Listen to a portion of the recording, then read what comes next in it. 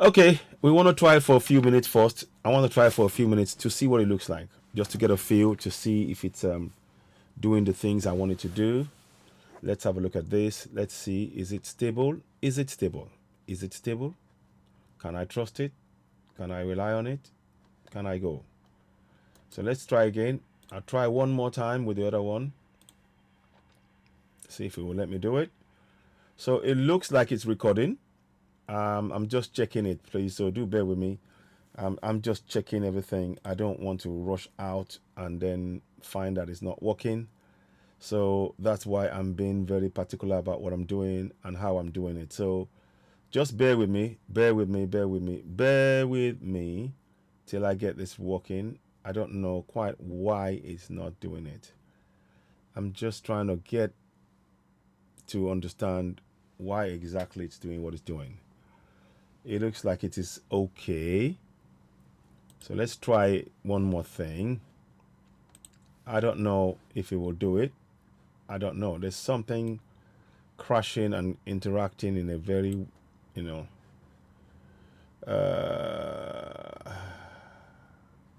no, it's not there. So it wants me to create a new broadcast, and I don't know if I can do it. Yeah, let's try. We'll try. I'm not gonna go. I'm not live yet, so I'm just testing it to see if it's gonna stop or if it's gonna go. If it's just gonna go off wing again. I don't understand. I'll be honest. I've been doing this, and then suddenly it just rears up like this, and I'm totally caught. You know. But let's see what we can do. Let's see what we can do. I'm just testing everything out first because I want to make sure that it works. I'm hoping, you know.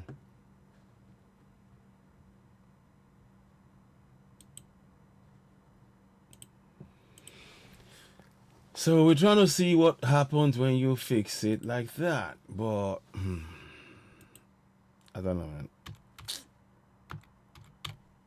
We will go live when we go live.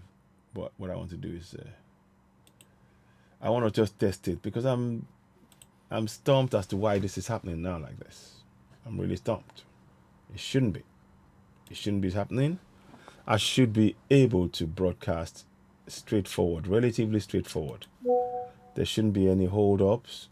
I should be able to talk and not have a hold or anything stopping the broadcast. I should be able to do that, but it doesn't seem to be playing ball.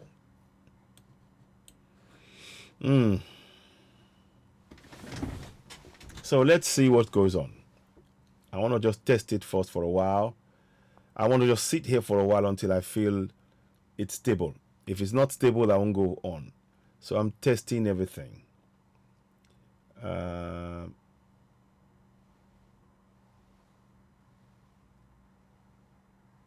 okay. It's telling me that I don't know. Yeah.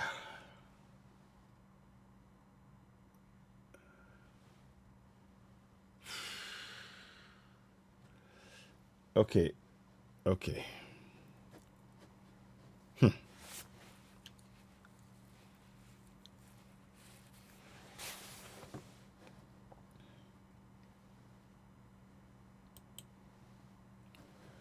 Well, I'm gonna try for a while. Ladies and gentlemen, I'm back again. There's some sort of network issue. Um, I just want to test it first for a few minutes. I just want to see if it's stable because I don't want to begin talking before it goes off again. Goes off again. So I'm testing it now first. I just want to just see if it's stable. I'm only doing it on one. I'm not doing simultaneous right now because I don't trust this system at this point. It seems to be very iffy, and I don't want to risk it unless I know that it is stable enough that I can go ahead. I'm just testing everything. So because I will run through this program, I'm going to run it from the top. We'll just go straight into the discussion itself until I know that it is doing what I want it to do. So do beg your pardon. I do apologize for these things do happen sometimes when you're on a network, and it will just come up. So I'm just sort of I was exasperated. I planned to have the discussion and actually do my live broadcast, and then everything was it's stable. It's been stable certainly for the last week or so. So I thought, okay, we've got a rhythm going. So I'm testing it now. I don't want to necessarily start until I know that it is stable, because if I start and then it breaks, then it's really bitty, and I don't really want that. So we're just testing to see the feel. So, but I mean, you can be shared later on. Faith Akin Boyewa, Alaji Akola Wole Aremosu, two other people watching. Olashupo Kola Wole. Thank you very much, and thank you for understanding. I'm going to restream it on Citizen AY on YouTube. I'd like you to go and subscribe to Citizen AY on YouTube. Because I will stream it there, and I will be doing more live broadcasts on there. Because you can see the numbers are severely down on Facebook, and that's one of the reasons why we are having to try and migrate totally onto Facebook, and so onto YouTube from Facebook, because for some reason I don't know what it is with Facebook. The numbers that we're having is being deliberately depressed, and no notifications are going out. So and the network issue I'm having right now, I'm thinking it's best that I just have it on Facebook, record it, and then restream it again on YouTube, until I can get to the bottom of why that's happening. So yeah, I do appreciate your support. Let me just put the link here. Please subscribe. So and help us get there, and help us grow the platform to such an extent that we can just focus solely on YouTube, and that would be the way to go to circumvent all of this, to bypass all of these issues that's going on here. So I want to thank you for your support in doing that. We will proceed. Sunday Kanem, thank you very much. So so now I think it's stable. I'm going to just take it from here, from there, from where we are now. I'm not going to play anything else. I don't want to tempt it. It looks like it's stable. Now, so the discussion is about Yoruba Nation, a way forward. After Yoruba Nation, fueled by pure passion and conviction, perhaps ran out of steam, time to explore a possible tried and tested route to self-determination through engagement with the current political structure. Scottish National Party, a case study, Citizen AY.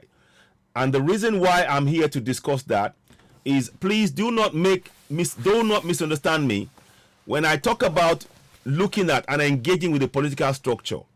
I am talking about the fact that right now, as we speak in contraption Nigeria, the structure we have is the political structure that is there, and it's within that structure that the corrupt parties, the APC, the PDP, the Labour Party, we all know that they're all corrupt. And after all, I mean, the leader of the leader of PDP, the leader of Labour Party was in PDP up until a few months ago. So you can see a clear picture.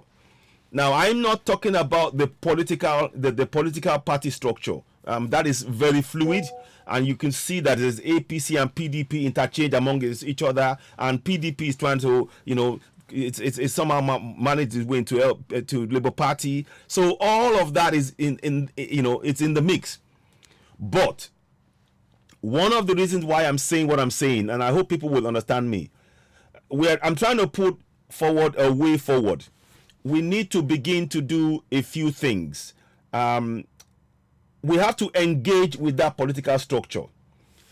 When we started Yoruba Nation, one of the things we did was we bypassed the political structure. We did, and for good reason in many respects. Because myself, I was part of the African Action Congress back in 2019, and we were promoting a number of candidates, and I was part of the people that was able to recommend and put a number of candidates through the selection process of the African Action Party. So in doing that, what happened was that we now discovered that the transparency that African Action Congress brought on was being met with the fraud in the system. The fraud in the system being INEC, and the entire structure, as we all know, that is corrupt. So we were focused on, when we did it in 2019, the focus was on engaging the structure from the point of view of how to run the political parties, how to get engaged, how to get people on ground, and all of that. So that was what happened in 2019. And of course, we know what happened in 2019. In 2019, that election was rigged. That election was rigged. And I know that certainly the number of votes that Omoyele got in 2019 was far, far, far more, and would have had many more seats, but for the blatant rigging of the 2019 elections. So, fast forward until 2020, we realized after that debacle, after that farce of election in 2019, we realized that we could not trust the system, and the last straw for us was when they would not release Omoyele Sowore, and we had to go on a campaign, several of us, and we campaigned. The pressure got so much, they eventually released him, and for a while, for over a year, he was stuck in Abuja, and then later on they let him go, and we are here where we are in that respect. But in the meantime, we realized that the structure that was on ground, at least from the political point of view, was not going to function. So we thought, we've tried to engage in that way, it's not working. So many of us who are part of the Yoruba Nation, we decided to go to bypass the current structure which is on ground and speak to the people about the concerns, because a lot of people were saying, come on, let us start something, because people felt trapped. People felt nothing was going forward. People felt that, oh, this is not working. We need to start something. Come on. I would get calls. I spoke to Akogo, I spoke to Yomi Koiki, we spoke to Ade Thomas, we spoke to many different people. Pastor Okobi Orunkosi. We had discussions with different people. And at the time, Yoruba World Congress, I had discussions with them. And we all came to a consensus that we needed to start something at that point. We needed to get something going. And we were having different discussions. It wasn't clear, but we knew we needed to. And there was a clamor, general public clamor, not only out in diaspora but at home, for us to have a Yoruba Nation, to start talking about it, to start bringing programs. And that was when Oduduwa TV Radio came on board. I was already Citizen AY was running. But we wanted to do something whereby we would speak a lot in Yoruba. So in March 2020, we created that Oduduwa TV Radio. After much support and demand and goodwill from the people for that to come on board. And of course, what we were doing at that, if you remember that time, we were having back-to-back programs with a lot of presenters. And many of the presenters that were on that show are now, social media. They have their own platforms, and kudos to them. And that's what we wanted. That's exactly the aim of this. We wanted the voices not just to be one place, but as many of us, so that we could carry that message further. So, in many respects, that was a success. Now, when we began that struggle, we were clear that we had this vision that Yoruba Nation, when we speak about it, when we talk about it, when we sing the Yoruba Nation national anthem, when we speak in our language, when we try and spread the awareness across, not just in Nigeria but across the world, that would put pressure on the system, and by doing that, we will get to a place where a structure will emerge, and we can then use that structure to go towards the promised land of Yoruba Nation. That was, I'm just giving you a loose way of doing it. You recall back in May 2020, I think it's May 2020, we had the Yoruba World Congress, the first ever Yoruba World Congress meeting, where a lot of people came, and I was privileged to chair with Professor Kila at the time, and of course Professor Banja Kitoye. So I mean, and then of course others had done few things. I recall he was interviewed on Heritage TV, and there were so many other people. I think Akogun interviewed Chief Olufalaye on his platform. So many of us were doing a lot of things, promoting and advocating for Yoruba Nation. We were doing that, and then we started doing a lot of fundraising and really, getting people to really talk. And it was a time where people had to. It was good for people to talk about how they saw Yoruba Nation. So we were doing all of that. But the thing was, if you look at what I said here, let's go and read the words again. I said, after Yoruba Nation, fueled by pure passion and conviction. So the word I want to focus on is that we were fueled by passion. We were fueled by passion. We did not have a clear structure. We were driven by passion. We knew that the current structure, the current Nigerian structure wasn't working. So we were willing to put our passion and commitment to drive us over the line to Yoruba Nation. All of us. That was a general consensus. There was a mood. You could feel the mood. People wanted Yoruba Nation like yesterday. And Yoruba Nation now, and we would sing and we would wait, and the protests were going, and the momentum was really building. And all of that was happening. But then when we started talking about the issue of funding, then some things started appearing. In the issue of the funding, what happened was that there were people, it seemed to become like a political move that was taking place within a movement. And that is a recipe for disaster. Because what was happening, as soon as it became an issue of funding, people started taking positions to try and be, okay, I'm funding, and they were not thinking. There was no clear thought of the main goal of Yoruba Nation, that that we are just vehicles, and it does not mean in any way that you running anything would mean that you now automatically hold on to that position when Yoruba Nation comes. And the thinking of the people started going about, okay, if I'm creating a platform, it's to now make sure that I will have it can be justified when we get Yoruba Nation. So there was that fractured thinking. So there was various groups started fighting for positions. So when that happened, we were still, the passion was still taking us far ahead. But the reality of the movement was that we had already started slowing down. We didn't know. We had already started slowing down because the issue of the various organizations vying for positions was happening underneath. It's like you're watching a duck, in the water. You won't see the legs moving like that. But that's what was happening. So everything was looking okay, and we were talking about Yoruba Nation, and we were all, there was a groundswell. So that was fine in that respect.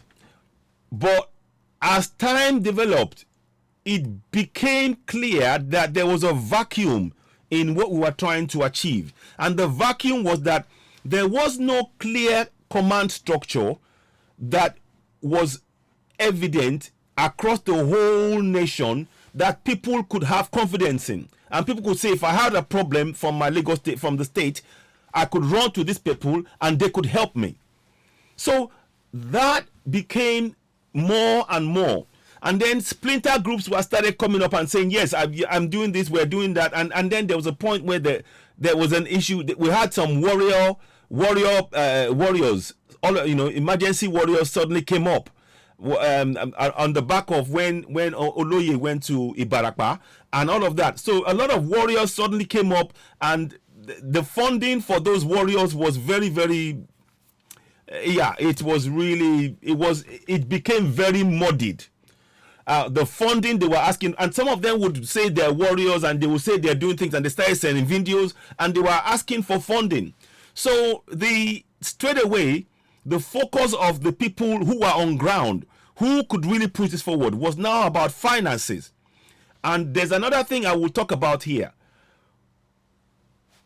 It has now come out that many of the people who are on ground in Nigeria, who are supporting Yoruba Nation, through no fault of theirs, the political parties on ground were giving them money anyway because they wanted them somehow to still be connected to them. So we were hearing here and there that some of the people that were talking Yoruba Nation were also getting funding from politicians. Now we understand this, and I can't blame anybody for taking money. You can't blame them for taking money, because after all, it is your money.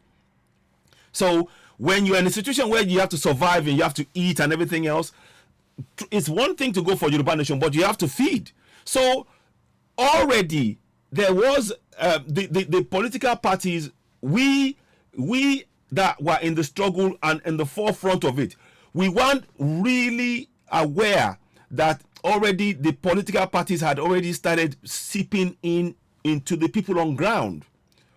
They had been, so the people who would say yes, Yoruba Nation, they would wear the clothes and they go out and comment, and they would still collect money. So there had been a gradual divided loyalty on the basis of the survival of the person.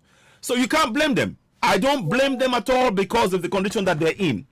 I'm just trying to explain how we got to where we got to. I mean, then we started seeing one or two things where that was cropping up, that it was always around finance, and people started saying that they had things that they could use that was definitely setting in native ways that was going to be effective. But of course, when it was tested, it found out to be lies, or they were just spewing lies. And some of us believed and tried to work with that, and it turned out that they were just a venue to actually just exploit and make money. And many of these people were not really interested in the goal of Yoruba Nation, So then we had to then roll back on that idea and then try and find other means. So in the meantime, in the Yoruba Nation, there became a situation where people were vying for positions underneath. So when we go out and had discussions and meetings, what we were presenting was a united front, but behind the scenes there was a lot of scrabble for positions, and that took us away from where we were going. So we lost the momentum somewhat. We were still able to keep the rallies going. We were able to keep the rallies going because we were still going with that, but the structure we needed to really move us to the next level wasn't apparent. And then it started becoming obvious when the issue of bank account that was going to be used it never quite happened. It was always being pushed forward to the next month and the next month and the next month, for whatever. I mean, this is all our fault collectively. There's no one person where I'm putting, this is all our fault collectively. Because if you take one person and say this person did it in all of this, then we are really not, being real with ourselves. We did the best we could collectively, but nonetheless, the infighting really held things up, and then it got to the point where now unwise moves were made in terms of making declaration about a date and everything else, and now we know that you cannot make a date. You cannot say you're leaving a nation that is an existing nation on a certain date. Because it's just impossible. It was giving a dream to many people that was never going to materialize, and that was at the point at which many of us who are still passionate and believe in Yoruba Nation went, you know what, we're going to be quiet. So Oduduwa TV Radio was very quiet. Myself, you will notice I was quiet about all of that. All the while, we just thought, okay, we're going to sit this out. And now that the date that they set for December 22 is the independence and all that has gone. So now everybody is now clear that has not changed anything. We are still in the same situation. So this is now providing us with an opportunity to look back. One thing that I would say that we all achieved successfully was we raised the awareness about Yoruba Nation, that the people of Yoruba Nation felt just like the people who are going, the Biafrans and Middle Belt, who wanted a nation, because the system that we have and the governance now has totally failed. And you can see the evidence of what we're saying. Look at the central bank. The central bank, the Supreme Court said they can use old notes. Buhari comes and says, no, they're giving to the end of this time. El Rufai and other governors have now said, no, you can use the note. So it is a mess. And of course, in terms of security, there's no safety nor security anywhere. So So now, what we are now looking at now is this. What I want us all to do, we need to start at the foundation. And that's what I'm hoping that by having this kind of discussion generally, I'll see the phone. We may take some calls over the time. Please do share this broadcast and subscribe to Citizen AY on YouTube. Click the link and just share. What I want us to do, I'm not streaming right now because there's been some sort of issue on that, and I've tried. I can see that when I try and go and stream on the YouTube, it seems to be very, very slow, and I don't want to. I want to compromise this broadcast. What I will do is I will restream it on YouTube directly after this broadcast, so that people can, those who have not watched now, can catch up on that later on. So, but what I wanted to do, what I'm really focusing on now is now we need to explore ways in which we can reach our people. And one of the things we need to do is that we have to recognize that the absence of Yoruba nation structure means that we have to work with the structure that is currently on ground. What do I mean by that? What do I mean? Let me be very clear. It doesn't mean that we're setting up a political party that's going to contest that we should go. I'm not recommending that we set up a political party to go and contest elections. No, that is not, at this point, we're not doing any of that. We need to get into the system in terms of that structure. So they have the states, they have the House of Assemblies, they have the House of the House of Reps and Senate. So those people are the ones we need to engage, and we are engaged based on them being in positions of power, not on their parties. So and the plan is to now get the people involved in the current process. We know the current process is not functioning, but what we are trying to do is to empower the people to begin to use the power that they possess but they are not aware of, to challenge the current system. And in so doing, they will see that the clear, glaring failure of the system. Then when we explain to them about Yoruba nation and all the other nations, they will join us. There is no point in us saying there's no elections. We are only 8 days away from their elections. That is what I'm trying to get to here. So let me bring that back. Let me show you. There's a timetable that I want to bring to you. So we have to work with reality, is what I'm saying. We have to work with reality. The reality on the ground is what our people are going to be experiencing. Yes, we want Yoruba nation. Yes, we are working towards Yoruba nation. But what is the reality that our people are facing? This is the reality. Let me go in here. So that is what I'm trying to bring forward tonight. And I'm hoping that by having this honest discussion among ourselves, that we can begin to work with the structure that is on ground. And by working with the structure on ground, where what the structure for Yoruba nation that will emerge will be much better, because we would have worked with the people, they would have known what they needed to do, so that when we now have that structure for Yoruba nation, when it now emerges, everybody knows that to move forward, we need a structure. Because right now, we don't have a structure. And that is the problem that we have faced. The passion, the commitment, we don't doubt that. We have that by the bucket loads. We have it everywhere. But the structure, that structure, we don't have it. And we have to be brutally honest with ourselves. When I say structure, people are saying, oh, yeah, my organization, we have this, we have that. But what I mean is that the structure that should be in place will be where we can say to the people, okay, they are not having this happening, they're not having that happen. Here is how you go about getting them to do it. We don't have that structure.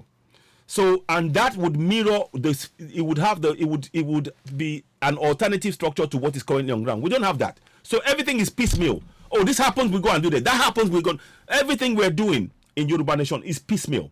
So as and when it develops, whereas a structure has to be on ground, so that you don't have to think. When something happens, that structure will dictate how you respond to the problem. Right now, we are responding to a problem without a structure.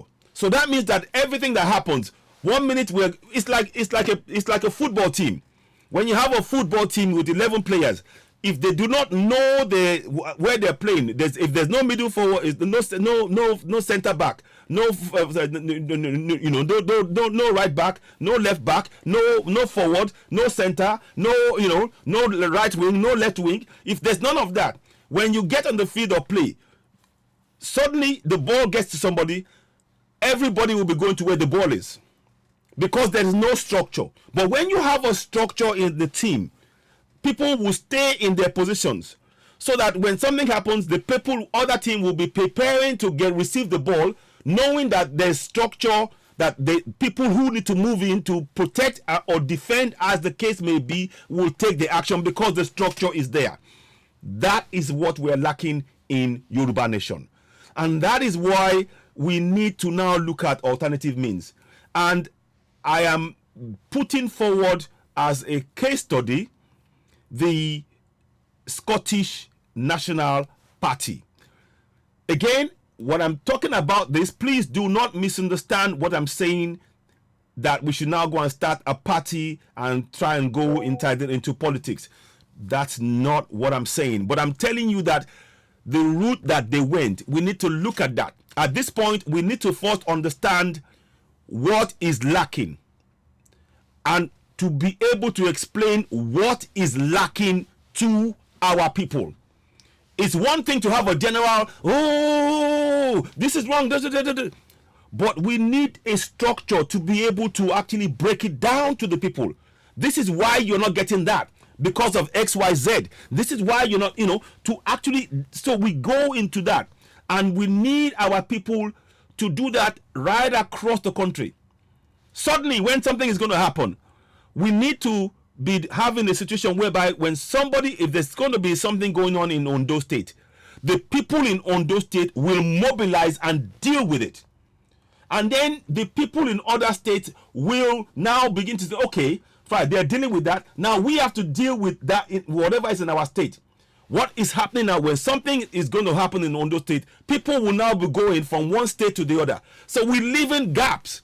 We're like a big army that is going like this, and we're not checking what is going on behind. So we're always open to failure behind without having a system in place. And that is the problem of not having a structure. We need to be in a situation whereby when there is any identified issue anywhere, the structure in that state will take effect. And when it takes effect, we all now feed into that structure. Whatever we are doing will fit into that collective structure. Right now, everything we are doing is fractured. So one organization will come and do something, and it's great, and everybody's going to that organization. And I will come and then we'll go. So we are divided with no structure. That structure must happen.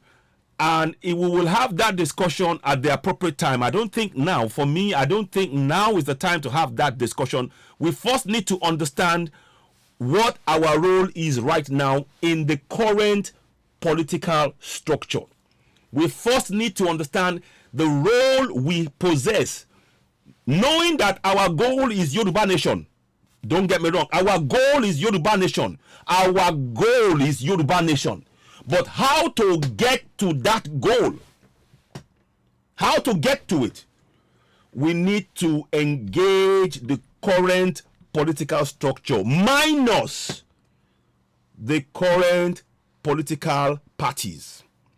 We need to engage the current political structure on ground. I'm talking House of Assembly, House of Reps, governors, senators.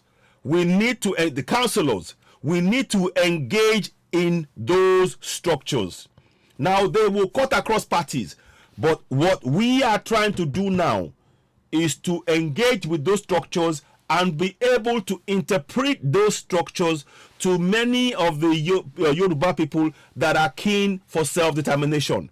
Because they need to know that if we're going for Yoruba Nation, we will have to have a structure, and they will have to know how to challenge even that structure within Yoruba Nation. And by demonstrating how you challenge it now, they will be more able to ensure they hold the structure in Yoruba Nation to account because they will have previous experience. The problem we have now is people don't have previous experience. When you go to communities and you tell them, oh, you should be holding them to account, they say, how? We've told them, and that is where this is an opportunity for us now. The election is going to happen. 7 days, 11 hours, 41 minutes, 5 seconds. That election is going to happen. It is definitely going to happen. But what I'm trying to do at this point, and many others, what I'm trying to put forward is for us to understand that we cannot put a stop to the current political structure. If we just say Yoruba Nation now and it's going to happen tomorrow, it's good to say that. We have to be very clear about something. When we say Yoruba Nation now, it is an aspiration. When we say Yoruba Nation now, we're saying it because it is an aspiration. There is no geographical expression of Yoruba Nation now, right now on ground. There is no effective Yoruba Nation on ground right now. There isn't. We have to be very honest with ourselves. And on the basis of that, everybody that is in Yoruba Nation now, that is keen on Yoruba Nation, what we need to do is to get them to actually engage in the current political structure. Not to forget Yoruba Nation, but they have to engage in helping to explain to our communities how they can challenge them, encourage the people to hold them to account. Now, when we do that, the people will remember these guys helped us to actually get what we needed within that fraudulent structure. And they will more likely come to us when it comes to building and going towards Yoruba Nation as time goes on. So that is what I'm looking at. So let me just recap on what I was saying before. Let me just show you. So you see now, we have to look at some tried and tested routes. So if you look at the tried and tested route, many of us have often talked about the Scottish National Party and talking about referendum. We have looked at the end product. When we talk about the referendum in Scotland, that is the finished product that we're looking at. When we say Scotland is going for a referendum, and they put a referendum, that is the finished product. For them to get to the point where they were able to carry out a referendum, that is the bit that is missing for us. And we have to navigate that area and build up to that point. You don't suddenly get to the point where you just make you go for and you get a sitting government to organize itself a self-determination within its own government. There are several steps you need to take to get to that point. So that is what we are hoping to do now. Like I said, everything we've done up to this point, it's a learning curve for us. It's been a steep learning curve. It has been a very steep learning curve for us. And we shouldn't be browbeaten and think, but it's part of the process. And now, as you will see when I start talking about the Scottish National Party, a case study, you will get an understanding of why I'm saying what I'm saying. So like I said, what we need to do is engage. So let me give an example of what I mean when I say that we need to engage the current political structure. Let me get you a drawing, a thing out. Let me see if I can find it for you. 1 second, not that one. 1 second. Is that again? Yeah. Okay. Now I'm gonna show you something, because right now one of the it's not that one. Is it the one? I think I've shown it before, but this one I need to try and explain it a little bit more. Okay. Let me see.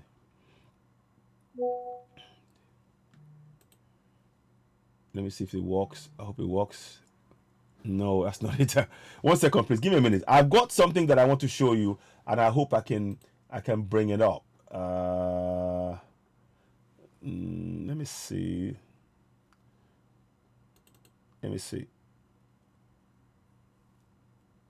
No, it's not it. That's not it. Okay. But anyway, what I will say to you when I say, okay, I think I can probably use this one. And in fact, that's a better one. That's a better one to use. Let me just do this to you. Let me explain this to you. Now, what I want us to look at when you're looking at this now. So 1 second, please. Let me just change I'm going to change the dynamics. Give me a minute, please.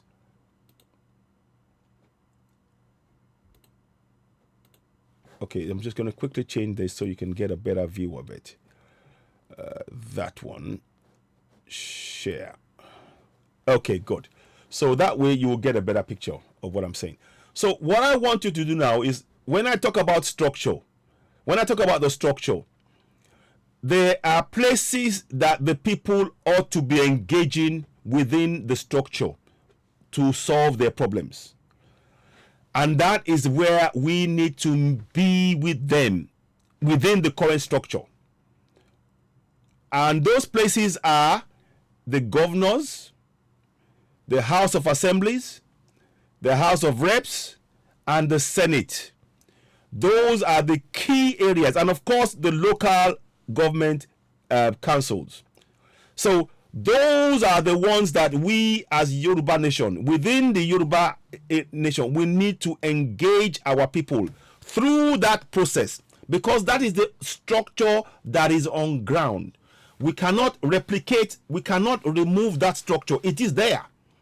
That structure is what is leading to what is about to take place, the elections. That structure is on ground. So to try and say, oh, don't worry about it, it is still going to impact the lives of the people.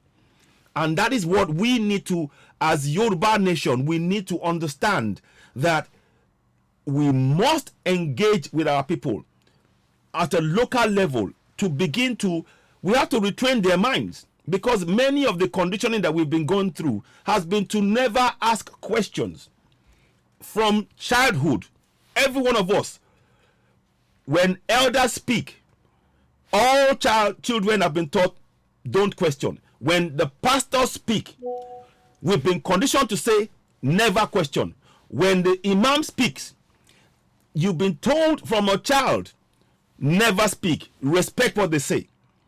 So now when they say, when the government speaks, you do not speak, you listen to the government. So you can see that this is what we have faced, and this is what our people are facing. Now, many of us who have been out in diaspora, we know different. We know that the government is there to serve the people. So the government is a servant to the people in diaspora. But in Nigeria, the people are the servant to the government, even though the book says they should be serving the people.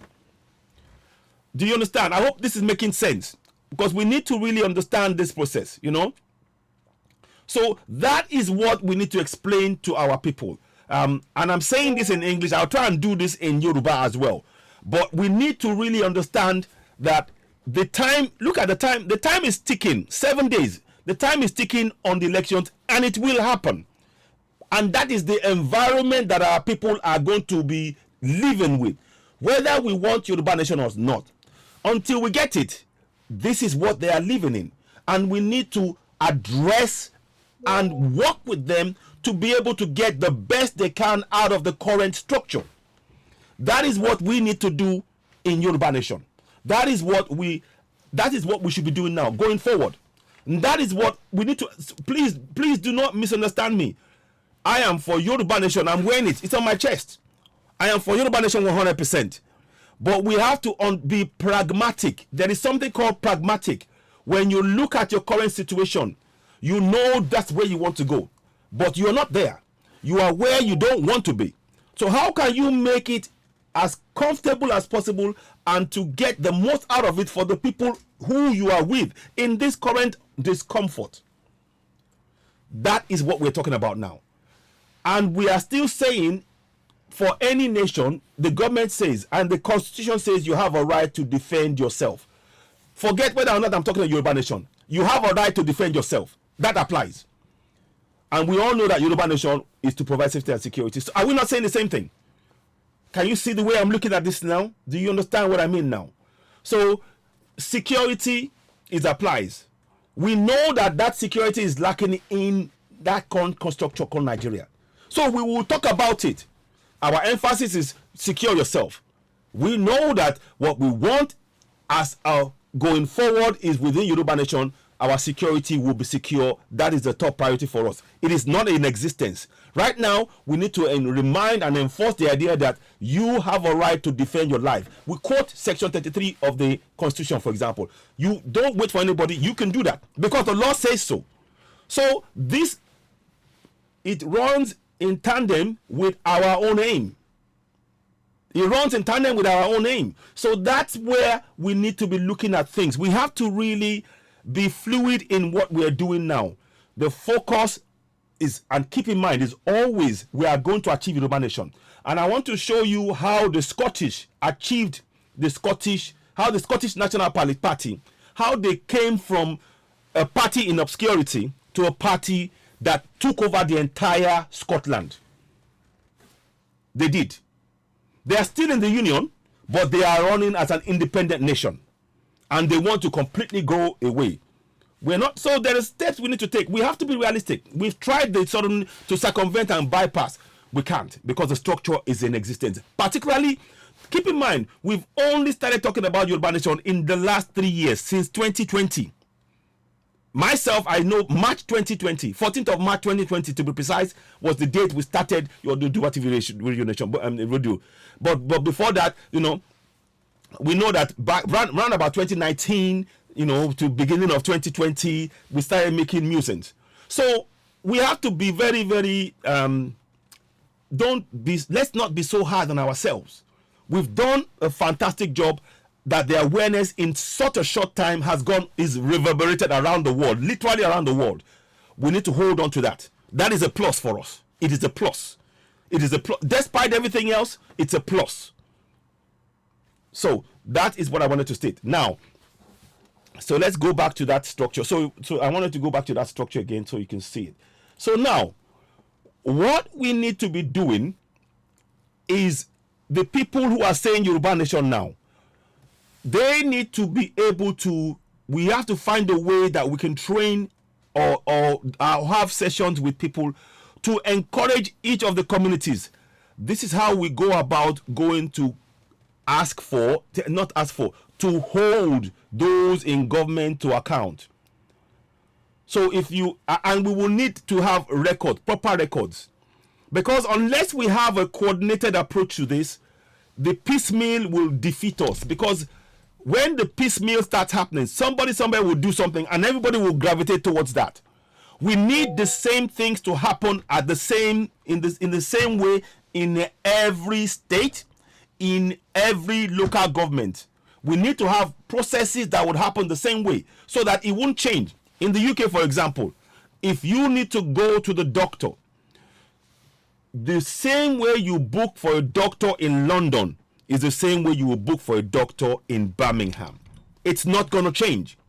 What we're doing in Yoruba Nation is because of passion. We go, oh yes, we need to fix it. And everybody just goes, that one goes, oh yes, and we talk about that. And we forget everything else. And then that one goes. So it is not coordinated. And that, again, this is why that structure is a must. And I would call on many of my brothers and sisters and those who knows about structures. One of the things we need to do in Yoruba Nation, let's not reinvent the wheel. Let's not reinvent the wheel. We need to find those things that are already functioning that we can repurpose and use it to get what we want. We have to repurpose the things that is already there that we can use. But it requires imaginative thinking by all of us, and it can really get us very far. But it requires a lot of commitment from all of us. And it's not about finance. This is not about finance. No, it is not about finance. We got to be very, very realistic. What you need, nothing to do with finance. At this juncture, you don't need finance. What you need is people who know the benefit of the actions that they're taking now. And they can work with that. And they can then help the people. And you see, the more the people are safe and secure, one of the things that we can really turn this around is once we can ensure that there's safety and security in our communities, then our farmers can go to the farms. Once they can go to farms, our communities will be able to manage themselves, despite any government restrictions and everything else. But it requires a lot of planning. So, like I said, you cannot have a situation where if something happens in Oyo or whatever, and then everybody's running to that, and then something happens in Ekiti, and then we run to that. We need to be having functioning structures that will just take effect immediately, and it's set up, and the people go towards that, and the people who are talking about Yoruba Nation and all that, they are going to be part of that. So there needs a lot of coordinated effort, a lot of retraining, a lot of awareness in certain things. Baba Aliyu is a man that I've spoken to, and we need to look at how we can bring that about. But that's further down the line. Right now, we need to engage the people in terms of how they are going to go and come en masse and go and speak to the House of Assemblies in each of the states, and begin to hold them to account. Right, this is what we need in our local government. It is lacking. What are you doing? Specific times, specific date, and they have to be consistent. This is going to be a consistent thing. That's what I mean by us engaging in the system. So we are engaging in that political structure, which talks about the House of Assembly, as in the House of Reps and Senate, and then the House of Assemblies, the governors. It engages. So we are going to be talking to our people that the problems that you face in this community, how much of who's your local councillor? Everybody, we need to encourage them to know who their local councillors is, and how often do they get engaged with the local councillors, and the councils. These are the things, because those structures are what we will need when we go. They'll have to be in Yoruba Nation. So what better way to train our people to get used to questioning things than engage in the current system? That is the best way to do it, I think. So there is a lot of work that we need to do in that way. So again, let me just show you. So you can see that there's National Assembly, there's governors, there's 36 state House of Assemblies. So for us I'm going to see if I can zoom in. So I'm focusing on the Southwest. We have 8, which is what you see in the middle here. So you have Ekiti, Kogi, Ondo, Oyo, Ogun, Eko, Kwara, and Oshun. So those are the ones that we need to, in those areas, all of those who are talking about Yoruba Nation, we need to get them to begin to get our people to know that you have a right to question those in power. And one of the I've got to find this thing because I need that document now, because it actually rolls nicely into what I'm about to say next. 1 second, let me just find, because I need that document desperately now. Let me see. There might be a way to do it actually. I think I have it somewhere else. Let me, because I need that document to really explain and drive home the point I'm trying to make here. Please do hang with me, and we can talk about things later on.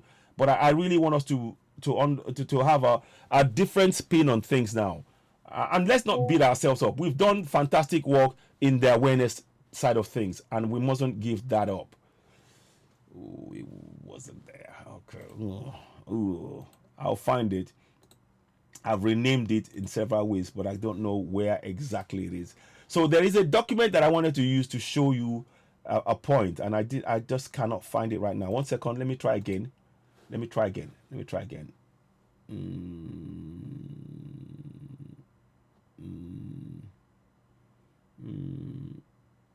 Let me see.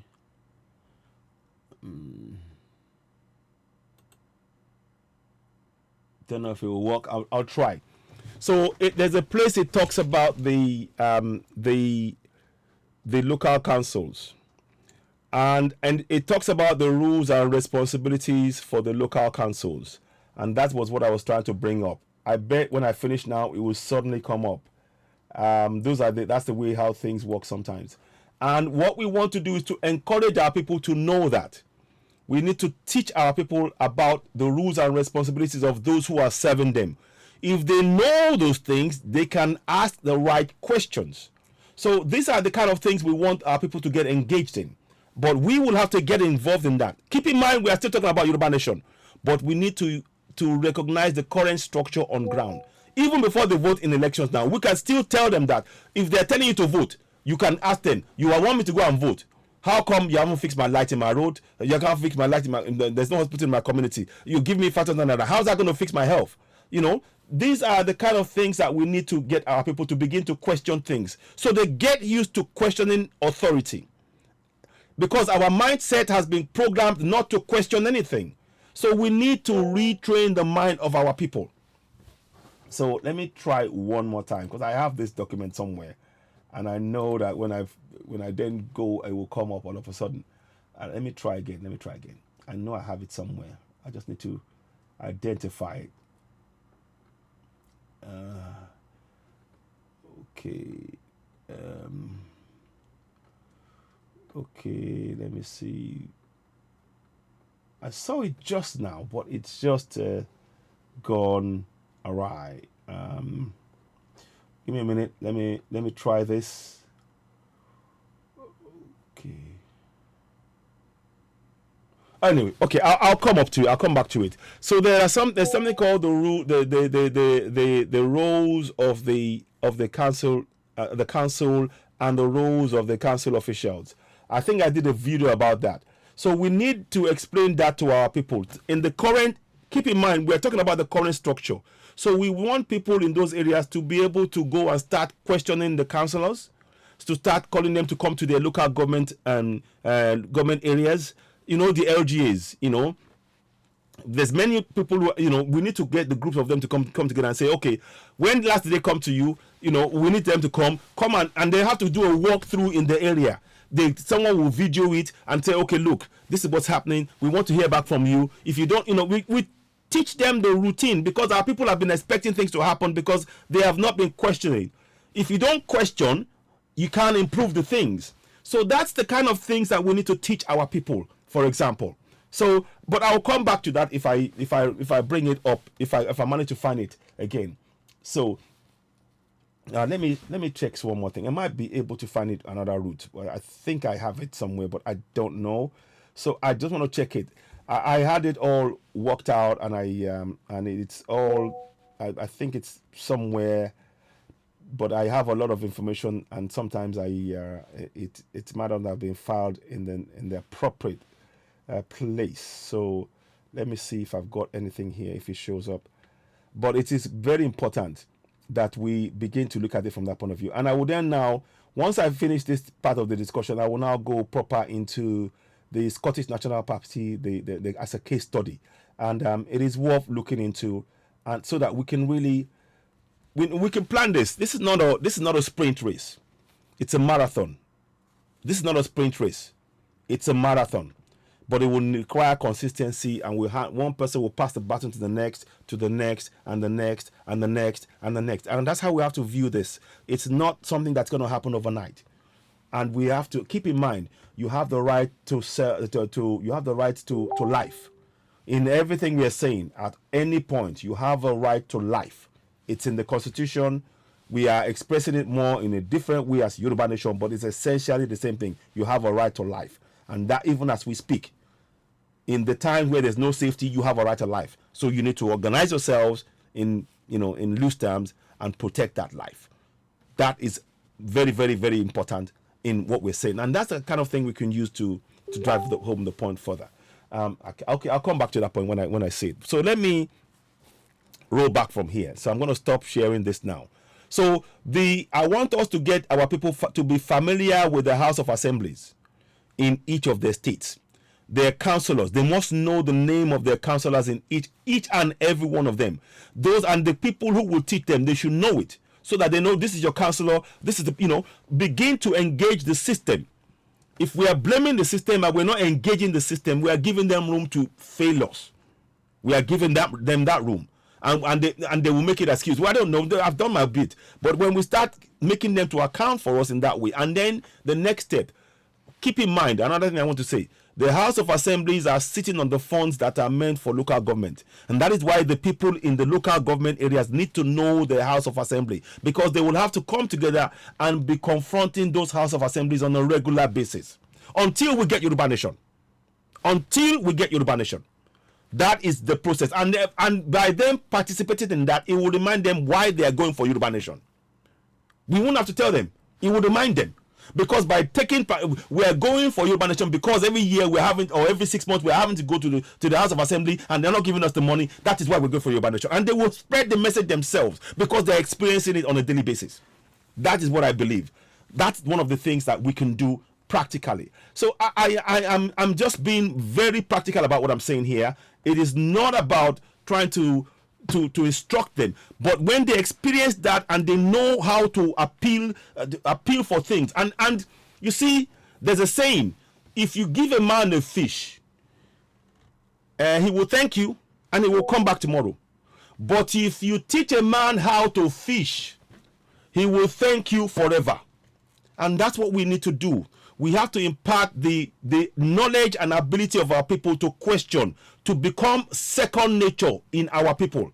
Because our people are so fearful of authority. Because that's how we've been conditioned to think from birth. And that is what we need to change. And that is what we have got to do in Yoruba Nation. It doesn't mean, to question things doesn't mean you're rude. No.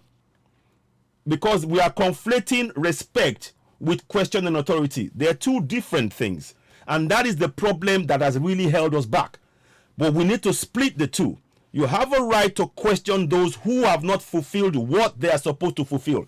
And that is very important. So I'm just checking. Yeah. So that is very important in the discussion. Please do share this broadcast. And we need that kind of a message. As you are looking on the screen, we need the people to be aware. We need people to know who is the counselor. You have to know that. Because once you know the counselor and who they are, their office, we need to organize. Never go individually. You all go, you have notes, we make notes of the things list of things you want in your community. These are the training that we will teach those who are, the people who are walking around with saying Yoruba Nation now. They need to be engaged in that process on ground. Now, that's what we call engaging the system that is currently on ground. And that's what we need to do. So when we build that, we will have a structure, and this will be in every state. This has to be in every state for all of us.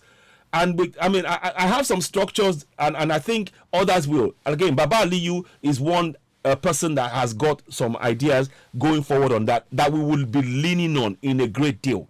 So we're going to engage him. I need to bring him on board, and we'll talk about it. I've spoken to him, but I didn't really. I've sort of left that side because of the current issue of this Yoruba Nation and fracas and everything else. But the fracas is not going to solve the problem. It isn't. But what we're saying now, engaging that structure as it currently is, because of, again, I'm going to show you that, because of the date of the election. That election is going to take place. We don't want it. I don't want it as a Yoruba man. I don't want it on Yoruba land. But the reality is that structure is in existence. And we need to work within that for the people who are there. It's no good saying when. Right now, we have to work with them where they are. So now let's go to the next step. So now I'm going to stop share. We'll come back to the rules and regulations of the council and all that later on, and how and it's important that the people know what the councillor, the role of the councillor, what the councillor is supposed to do for them, and how it's supposed to to take their concerns forward. When they know that, then they can question. But when the councillor comes, the councillor is here. Hey, let's be nice to him. Being nice to the councillor doesn't mean you will get what you want. But questioning him, you will get what you want. Can you see that thinking? That is what we see. This is the conditioning that we've gone through, and we need to retrain a lot of that in all our society. And it is important that we do this in our local languages, because the people can then, in Brazil, they ask questions in Brazilian language. They don't speak English. So these are the kind of things that I'm looking at, and I'm hoping that we can learn from. Please do share this broadcast, because it's really important to break this down.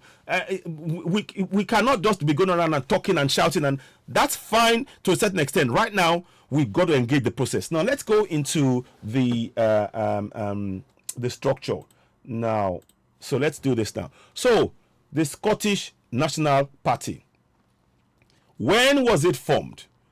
It was formed 7th of April 1934. Scottish National Party. So, and I'm going to let me go and give you a good. I'm not going to go too much into detail. Just want to give us some, it's a little case study. So this is a left of center Social Democratic Party which campaigns for social independence. I want you to listen to the words again. In Scotland, the Scottish National Party is a left social democrat political party which campaigns for Scottish independence. Now, remind me again, what are we campaigning for? I believe we are campaigning for Yoruba Nation. Oops. 1 second. Sorry. So I believe we are campaigning for Yoruba Nation. I've got it in my chest. You can see it.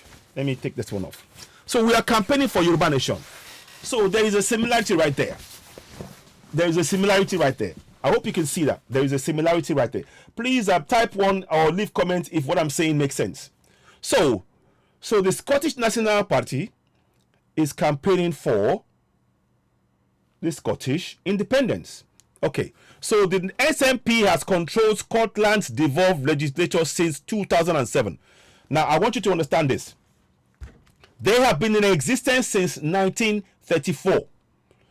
But they only started controlling the legislature in the current government structure in 2007. Can you see the gap between the clamor for independence and being able to influence and change the things that impact the lives of the people daily? I'm not saying it's going to take us that long, but we need to begin to put that in our processing, in how we think about things. We have to really understand that it's good to have the passion, and we will always still need the passion, the drive, and the commitment. Yes, Yoruba Nation is, but what is really underpinning it is a clear structure. We need something that's a clear structure that underpins it. This is possible, a possible way forward. A possible way forward. So now let's go on ahead. Since 2007 as a minority government, and we're a majority government in 2011. So within 4 years of being in government, they became the majority within 4 years. 8, 9, 10, 11. By 4 years, they've taken over the Scottish government. They run the Scottish government. As we speak, they run the Scottish government. Wouldn't it be interesting if Yoruba Nation could be running itself in 6 to 8 years? I'm just asking. I know we want independence. I know that. But wouldn't it be interesting if we were able to run Yoruba Nation in 6 to 8 years? And we were looking at this blueprint as things to look at. I'm just ideas. I'm not telling you I'm still Yoruba Nation. That's the goal. But I'm showing you the things, the possibilities that we can explore. But again, always the question is, we are going to encourage our people to be questioning everything. Encourage them to ask authority questions, because within the Constitution, they have the right. They are the people to whom they're serving. The money that those people are using to build roads or pay themselves is the money, their money. And we need to make them aware of these kind of things. So I'm hoping people understand what we're saying here. I hope this makes sense to you. I hope this is making sense to you. And please do share this broadcast and help us. Please go ahead and subscribe to Zinewa on YouTube. It's not currently streaming on there. It will be streamed directly afterwards. Due to one or two things in terms of technical issues, I couldn't really stream at the same time. It would make this. It would give us a very poor standard of for broadcast, and I didn't want that to impact the very important message that we're putting across. So now let's go ahead and explain that. So let's read a bit more. So now, and have been a minority government since 2016. The current leader, and been a minority government since 2016 election. Its current leader, Nicola Sturgeon, is the first Minister of Scotland. She has recently resigned. So the party was founded in 1934 as a result of the merger between National Party of Scotland and the Scottish Party. Sir Alexander McEwen became the new party's first leader. The merger was a brainchild of NPS figure John McCormick, who desired unity for the nationalist movement in Scotland. Do you see what I'm saying here? They desired unity among themselves, we want what? Ishokon in Yoruba nation. There's something in this for us. I'm just putting out ideas. I'm just putting suggestions. I have no power to make anything. These are just suggestions for us to look at, and that could be relevant to both Biafrans or Yoruba, the lower Niger, and whatever we call ourselves. The important thing is that to look at the options. That's what I'm trying to put forward. So now it says here, initially the SNP did not support all-out independence for Scotland, but rather, listen, initially SNP did not support all-out independence for Scotland, but rather the establishment of a devolved Scottish Assembly within the United Kingdom. Can you see that there are steps to this thing? There are steps to it. And I'm just saying, it's just important we understand these key subtle things, So now, this became the party's initial position on the constitutional status of Scotland as a result of the compromise between MPs who did support independence and the Scottish Party. Now, what I am saying is this. If we're serious about Yoruba Nation, we will need not only the support of those who support Yoruba Nation, but those who are currently asking for devolution of powers. That's the reality. Take it or leave it. That's the reality. That is how things work. I'm just giving blueprint. I don't know it all, though. Please keep in mind, I don't. And these are things that I want us to look at and begin to really factor in. I really want us to study that Scottish side of things a bit more. And there's one or two things we can learn from it. I believe that. I believe that firmly. So let me just want to. So 1 second. 1 second. So anyway.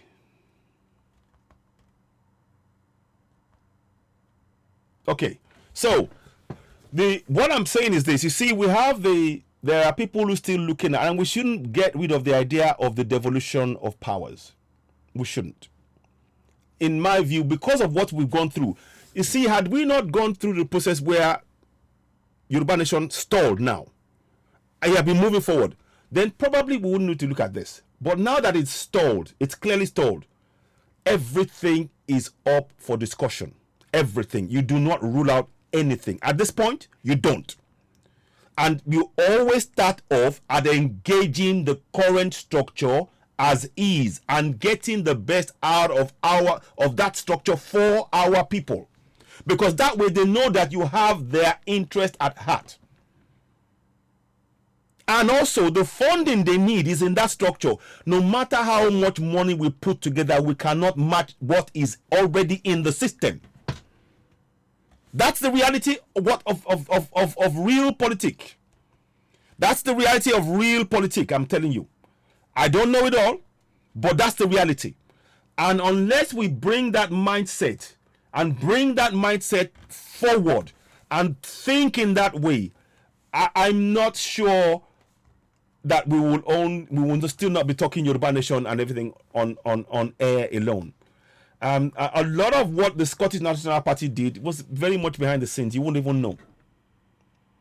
So I'm just showing you that these are things that we need to look at. Okay, so let's carry on for a little bit more. So that's the leader, Sir Alexander McEwen, 1934 to 1936. He was the leader for Scottish National Party. So already you see that Scottish National Party was not already, they were not initially even for independence. They weren't. There was another party, the devolved Scottish, what's it called again? The MPS, the National something, the National Party of Scotland were all out for independence. So you see in this struggle, we have to be very pragmatic to get to Yoruba Nation. It's not only those who are 100% for Yoruba Nation that will get there. There will come a time, over time, that there's going to be a mixture, and we will come to a common ground among the two to achieve that same goal that we are all after. And that is what I'm trying to get us to see. And we have to sort of see, this saying, you can't see the wood for the trees. And this time, we have to begin to be very clear of what we're trying to achieve and the things we will need in that journey. We cannot achieve Yoruba Nation exclusively by just those who are Yoruba Nation. There are people within the system now who may want to, but they don't want to come out. There are people who are already in the system now who may want that, but they can't come out for one reason or the other. We have to be realistic about that. We have to accommodate that somehow, because at this point, we know that there are things that can be done. And again, I say, the funding that we will need is within the system. So what better way than to use the system for the people to get what they need within the system, and the people will remember. Believe me, they will remember if you ensure that an entire city is running, entire community is running because of the efforts we put in to put pressure on the government to come and fix their road, fix hospital, fix the people who you help, they will remember you and they say, yes, we support Yoruba Nation. Then they can see that you're not making empty promises. You've actually worked it. You've done it. You've done it. So we need to think in that way.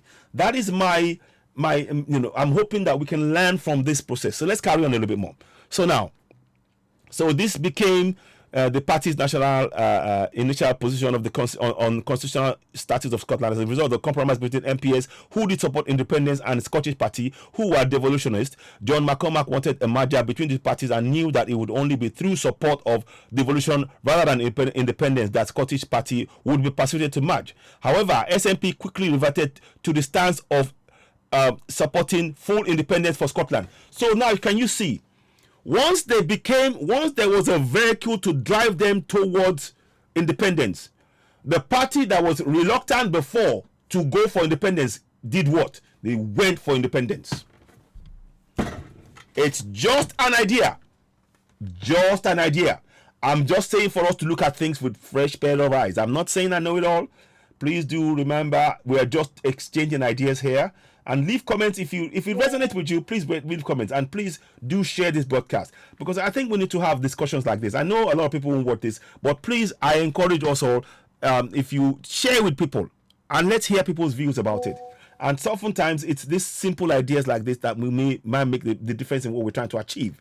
So please, let's carry on, and please, everything I'm saying here, I want you to know that I'm wearing it. I'm for Yoruba Nation. But I'm realistic about our current situation. In the current form that we have it, we can't achieve anything. We can't. So we have to look at the options on ground before us. Okay, so let's proceed. Okay, so now, SNP, Scottish National Party, quickly reverted to the stance of the National Party of Scotland stance of supporting full independence for Scotland. So you see, when you provide that vehicle, those who are for devolution will suddenly join us. And it's a blueprint. I'm giving you a blueprint of what we can do. Not myself alone. There are people who I need to think about this, because in fact I had to listen to it and I studied when I had some discussions about it and I went and read through it.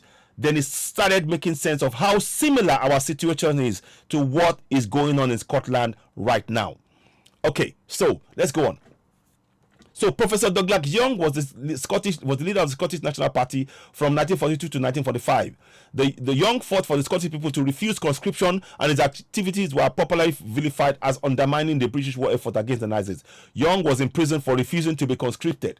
You see, there are some heroes these are people that you don't even know. There are some heroes like that will have to emerge in this process. Ruga, word meaning our land. So Nigeria is their land to grab. I know. Precious Bog, I understand what you're saying. Precious Bog, please, I'm not saying that I know it all. And that's why, I understand what you're saying. I would rather go for a referendum now. I'd rather say we exit. But the structures on ground is what we have. Those are governing our people right now. And I'm only talking about the pragmatism. I'm not. People have the choice not to vote in elections. If you ask me, I don't want to vote in any elections. I wouldn't recommend anybody voting in elections. But the people will vote. Some people will vote whatever we say. So it's better we discuss the options, the realistic options they face, and embrace that with them to get us to where we need to get to. Is what I'm saying. I am for. If I'd sooner have Yoruba Nation today than waiting for the next few years.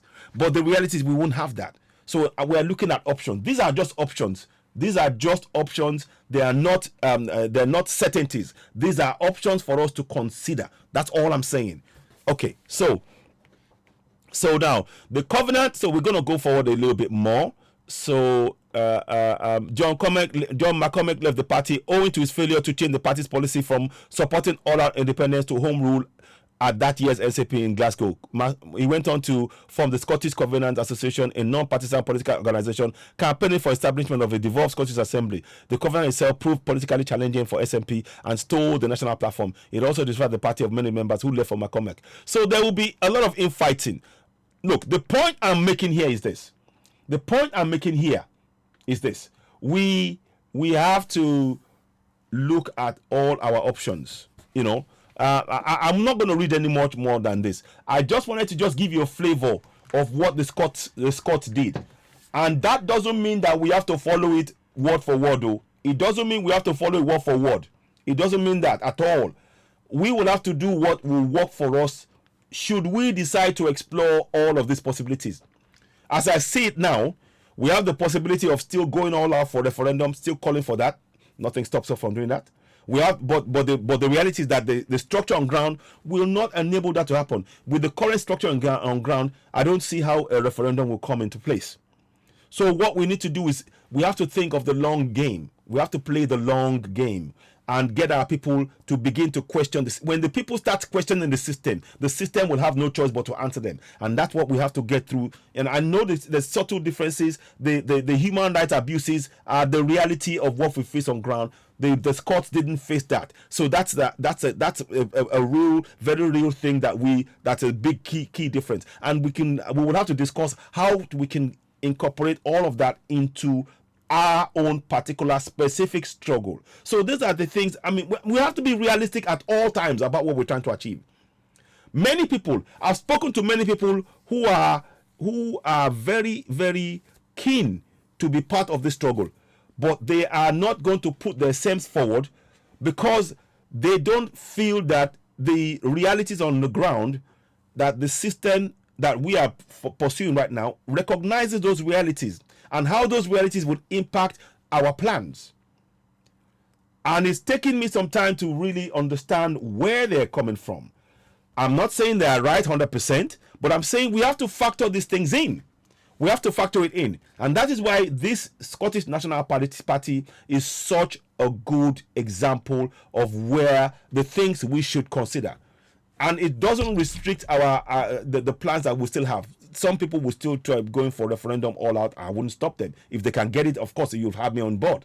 I'll be there. And but the realities on ground is we need to look at how to get and the most important thing is we need numbers. We need numbers. To get numbers, we have to get in.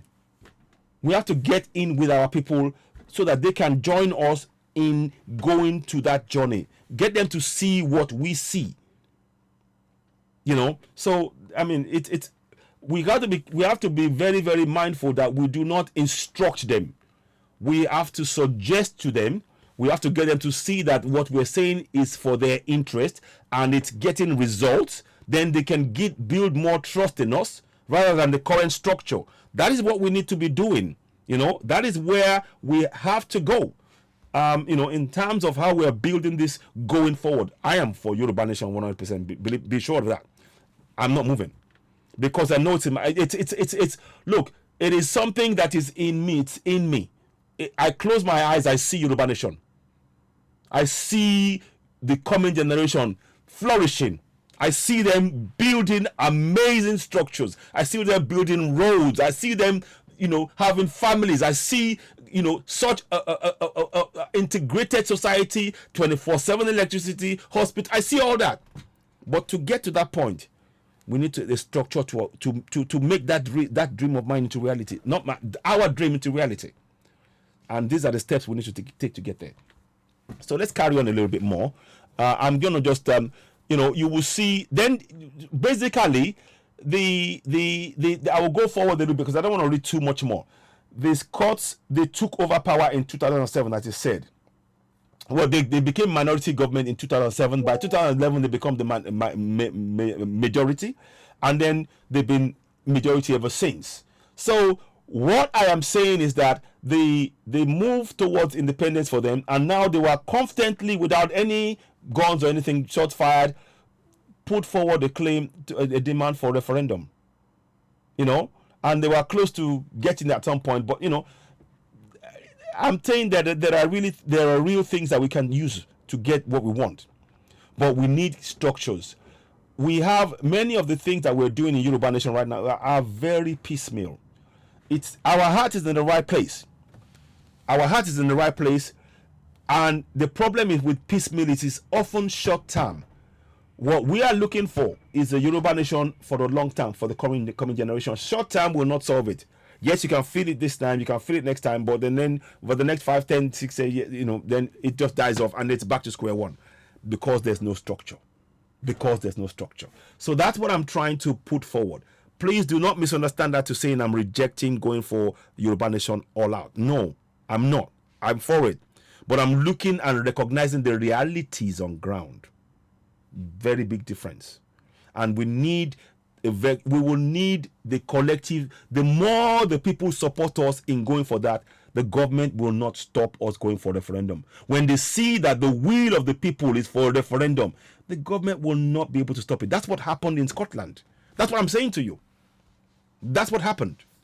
And that's why we need to be the ones teaching our people to and encouraging them to question things. Once they become, that's why I said about the fishing analogy.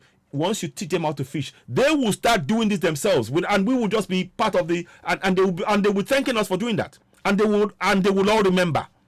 They will all remember. So when we call on them that now we want a referendum, guess what? They will join us. The thing that we are fighting for, they will be the ones saying no, we are going for a referendum, and they know because they already know the steps they can take to get there, and we freed them. We freed them mentally to take those steps, and they will join us. And there will be more of us going for referendum. That's the point I'm making. Right now, it's only a few of us clamoring for referendum. We need it to be much more. And that means we have to be in those communities. We have to be in there. Right. Okay. So let's go forward a little bit more. So you can read the whole thing. I'm not going to give you go into too much about it. So but you can read more about the Scottish National Party, and it gives them more ideas. So you can tell the journey they took from where they were in 1934 all the way down to now running the entire Scottish government. They're running it. Now what they want is independence, and they're working towards that.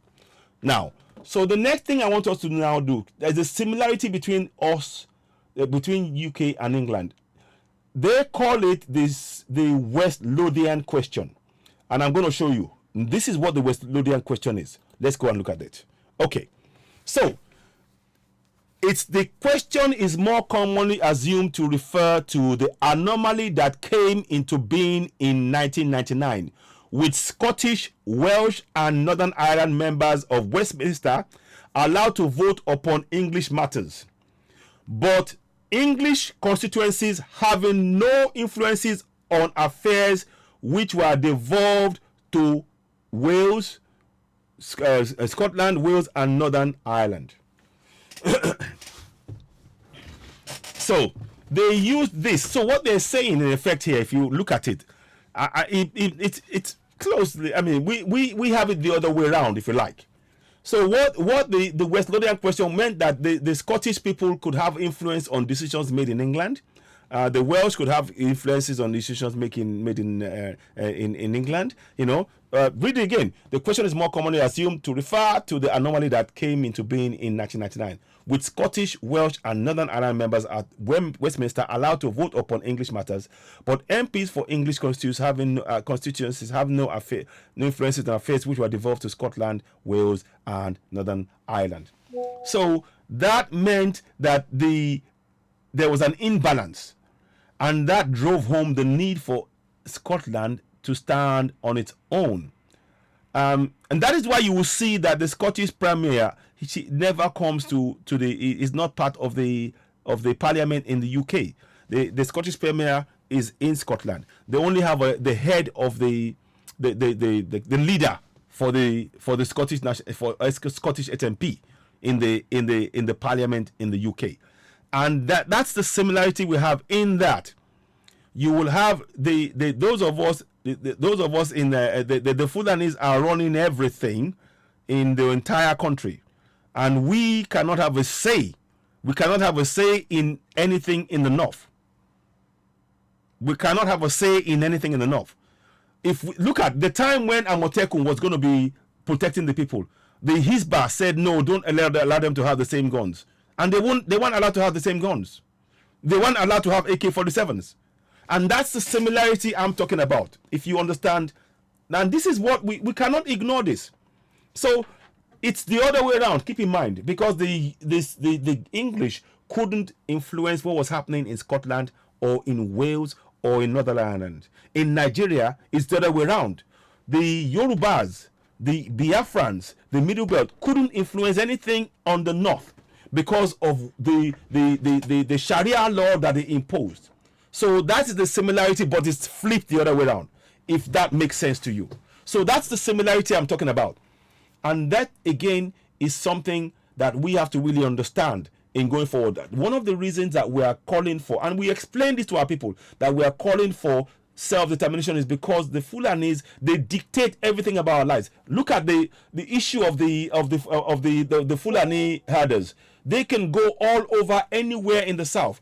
But if you try and open a brewery in the north, they will destroy it and they will put you in jail, and nothing will happen to them. There's no consequences. The Fulani headmen can kill Yorubas, kill Biafrans or Lower Niger and Middle Belt, and nothing will happen to them. And that is why we are saying it is time for us to go for self-determination. But all of these are the things that we need to discuss with our people. So I just wanted us to I'm probably not going to go too much more into that discussion. I hope you found this useful in some kind of level, because that is really what we should be advocating for at this point, to engage the system. If it was possible to leave the system now and create Yoruba nation, fine. I'm all in for that right now. But if that is not going to happen in the next 10, 15, 20 years. It doesn't look like that at the way it currently stands. So what we should be doing is to use the system now to build trust among Yoruba people for Yoruba nation. To use it. So we help them to be able to challenge the flawed system. And the more of them that are part of the process, the more the system has no other choice but to listen to them and do what they're saying. And the beauty is that when they do that, those who achieve that will remember those who helped them to get to that process, which are the Yoruba nation supporters. It's just, it's just a thought process. Go and study the Scottish National Party. I believe that there are some very knowledgeable scholars that we can really pinpoint and look at really key things that we can hold on to achieve what we want. Please, at all times, remember, I am for Yoruba nation till death. Till my dying days, I am for Yoruba nation, because my ancestors did not create Nigeria. This is a colonial nation imposed on my ancestors. So till I die, I'm a Yoruba man. And I will not tire until we achieve it. We will hopefully be able to do enough to pass it on to the next generation to carry on. You saw the Scottish National Party, 1934. And they run the whole thing by 2011. We have to bear that in mind. That's the reality that I'm talking about. We have to be pragmatic. Never ever let go of our goal, Yoruba Nation. That's our aspiration. That's the point we're going. It's in the distance. We can almost touch it. But right now, we have to bring ourselves and center ourselves in the reality of what our people are experiencing and how we're going to help them get what they need to survive right now from one generation to the next. So I hope you found this beneficial. Let me see if anybody wants to call in, and I've got the phone line on. I'll switch it on. If you want to call in and add one or two things to the discussion that I just had now, this presentation, the Scottish SMP way forward, based on the fact that we haven't been able to achieve, the Yoruba Nation has not really quite got to where it needs to get to. So let me just 1 second. Let me get the broadband on. Don't call in yet, as I think somebody's trying to call already. Let me just set everything up so that we can take the call. 1 second. Is that it? Yeah. I'll check it in a minute. So if you do want to call in, you can call in on +44 739 580 606 and share your own opinion and ideas. Please, what I'm saying here, I am not saying this to say you should stop the agitation for Yoruba Nation, Biafra, Lower Niger. I'm not saying that. I'm not saying that. I'm saying that we have to be there for our people in any way we can, and that at the same time achieving what we want. So what we want is Yoruba Nation, and you can see that within what they did in 1934 up until 2007, their goal was initially the Scottish National Party didn't even want independence. They were for devolution, but the National Party of Scotland want devolution, and then when they merged, it suddenly became obvious. And then the people that merged, that wanted the National Party, that wanted to break away, suddenly wanted to we're talking about a devolution. So you can see that you go through different things in there. So the point I'm making here is that we should look at as many options as we can through this. So if you want to call in,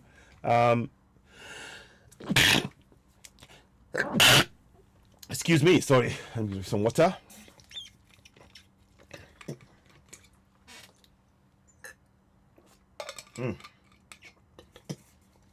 Sorry about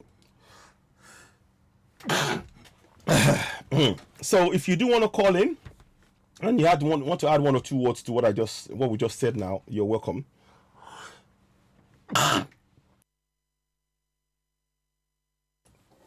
So yeah, beg your pardon. Oh.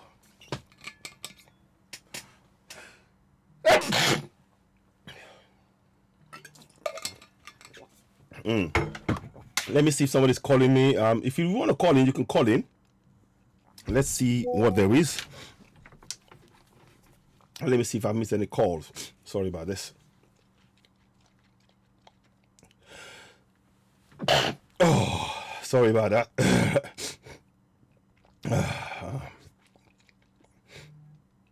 So let me just check this out, make sure it makes sense.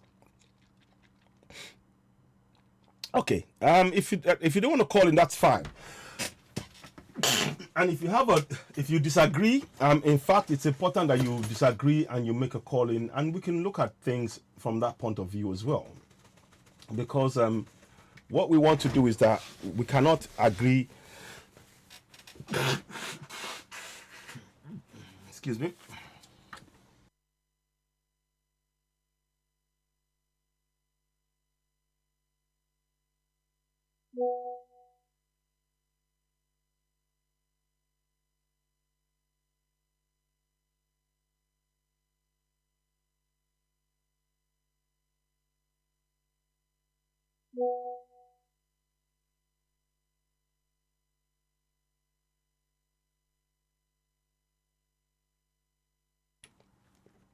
So sorry about that. So yes, if nobody wants to call in, that's okay too. We don't have to call in.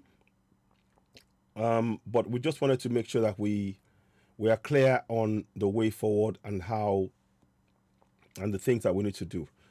Let me just deal with that. Let's have a look. Just trying to make sure I'm checking the phone lines and I don't miss anybody calling in. So if you do want to call in, that's fine. So that's the Scottish experience, and for us to look at. My own take on things is that I want Yoruba nation. Um, the the reality is, however, that the timetable 7 days from now.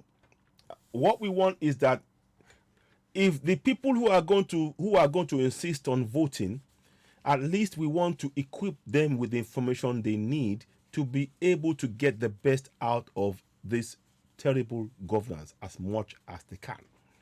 And the only way they can do that is to encourage them to begin to question and hold those who are in government to account now. That's the only way they can achieve anything. Our Yoruba nation will not come tomorrow. It will not come tomorrow. And we have to really be very, very realistic about that. It is an aspiration. Yes, we'd love it if it happened tomorrow. We would. We'll be very happy if it happened tomorrow. We'll be very happy if it suddenly we got it and if it's on the table. But what I'm saying is that right now, the structures that are in place are what is going to run this election. We also know that the INEC is fraudulent, so they are having a lot of discussions. We're having so many. We're hearing so many. We don't even know what to believe anymore. The CBN is refusing to to change the rules, and now the Supreme Court has said yes, they must. You heard about Al Rufai. Now you had the governor of Ogun State who said the same thing, that they can use naira. Excuse me.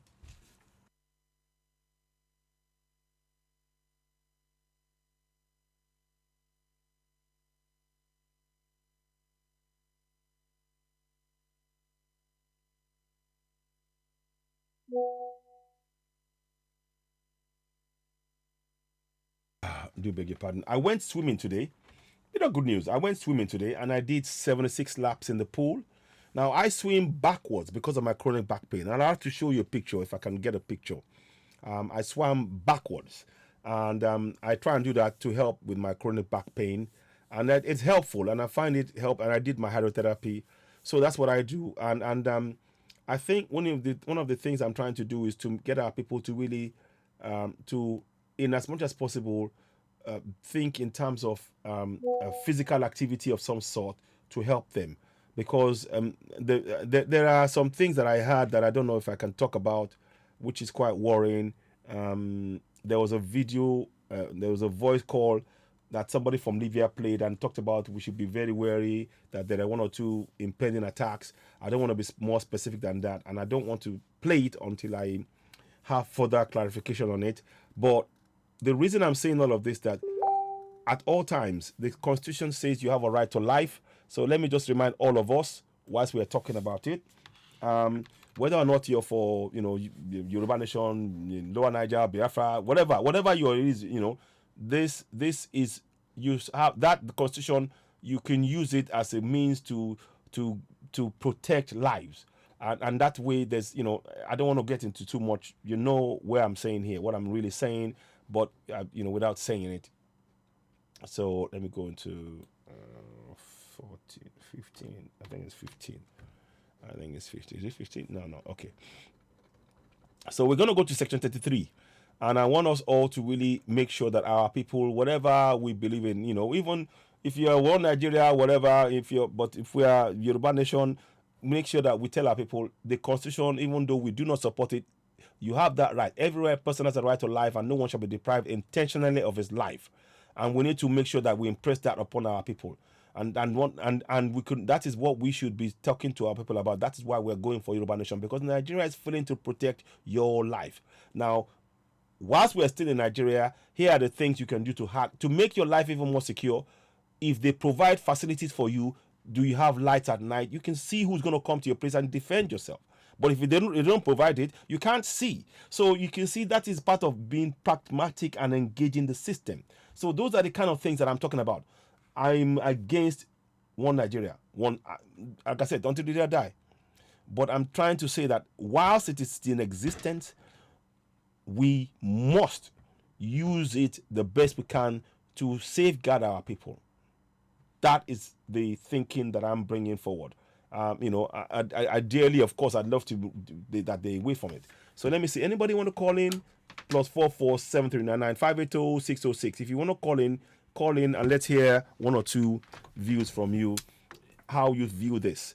If that resonates with you, and or if you agree, or if you think there's other things that you can look at. What did you think about the West Lothian question? Did you understand the analogy between that and what is going on in contractual Nigeria? Or no, it's slightly flipped the other way. The other way, as in this, the English could not make any influence. They did not have any influence on the Scottish, Welsh, or the Northern Ireland decisions. But the Northern Ireland others would have an influence. Maybe it's by design, who knows? Maybe that was a way for the ruling party to be able to gain influence by you calling on those other parts of the country to be able to support them and get the bills through the house. Who knows? I don't know. But Nigeria is definitely the other way, whereby all of the powers are in the north and you cannot question anything. So that's the similarity, but it's flipped the other way. I hope that makes sense. So let me just see if this makes sense. I'm just trying to check. So yeah, I wanted to just really touch on that. Let me see. Yeah, okay. So yeah, Ruga is land grab. I agree with. Look, I am Precious Bog. I am in agreement with you in a lot of things, but I'm just talking about pragmatism now. Pragmatism is what comes into play when it comes to the lives of the people and how we can feed them and how they can feed themselves and how they can get the roads and the light and the water and the schools and the bridges and the healthcare that they want. Our people have been so conditioned to not question. I remember I told you, we've all grown up with the idea that you do not question authority, and that is wrong. The Constitution, you have the right to hold those people accountable for providing you, for failing to provide you with the infrastructure that you need. So again, so going from this one, let's go to the issue of the local government council. We're not going to go into detail about that, and we don't want to. There are certain issues around that we don't want to push on too much. I'm just illustrating. Please, when I'm talking about this, I'm illustrating an example of why it is not and why it doesn't work and it can never work. So it doesn't mean that I advocate for. And I'm well aware that if we were to say that the states now the states suddenly pass a law, that will definitely be exploited by the current fraudulent government and governors that we have. They would use that as a way to get in and then pretend that the local people are in support of their land being taken over by the Fulani terrorists and whatever, or bandits, whatever they call them, by way of the passing the law for autonomy. So we got to get that balance right. Conversely, the concern for me is that as we speak, the National Assembly, the House of Assemblies, they are mandated within the Constitution to make provisions for statutory allocation of public revenue to local government. But the problem is they don't do it. They have never done, and that is where the problems for many of our local governments. That's the way the problem stems from. So let me just see if I want to find this thing. There's one more thing I wanted to show you. Okay, I'll try one more time. Is that it? I don't know if it will work. No, it's not it. Okay, let me try one more thing. I know it's somewhere here. Okay.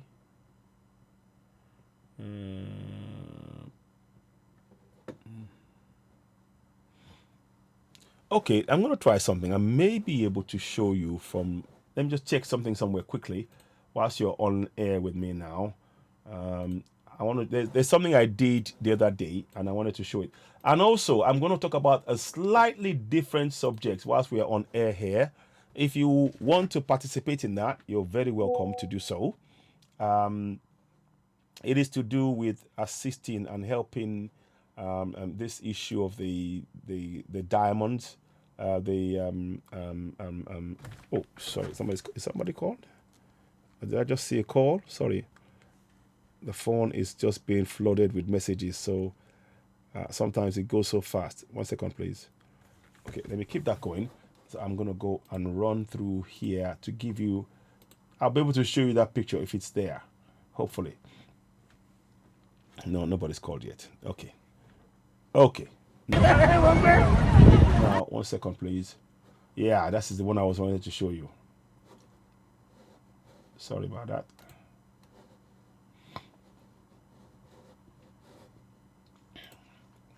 Okay. Yeah. What did I call it again? Hang on. I'll be able to find it. No. Oh. Let me see. Yes. Okay. I think I've got it. I think I got it. Let me know. Yes. Good. I think I've got it. Let me just see. I might be able to show you what I mean now. Okay. Let's see. Let's go here. Let's go here. Give me a minute, please. I think I found it.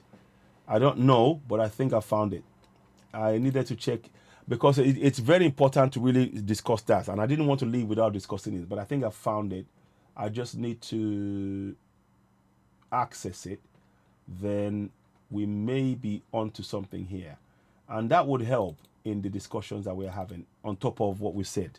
So let's have a look here. 1 minute. 1 minute. 1 minute. Documents. Okay. Is that here?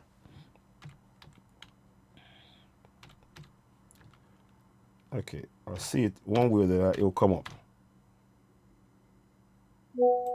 Okay. No. Okay. Okay. It's not there. So let's try the other one. 1 minute. I'll get there in the end. We'll get there. Ah, there you go. I knew it was there somewhere. I knew it was there somewhere. I knew it was there somewhere. I knew it was there somewhere. So that's what we're talking about. Functions of a local government. So I want to talk about that with you.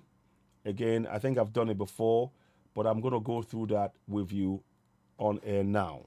So we're going to come that. Let me just pull back out. So functions. I knew there was something I needed to talk about, and I couldn't pick it out. But now, there you go.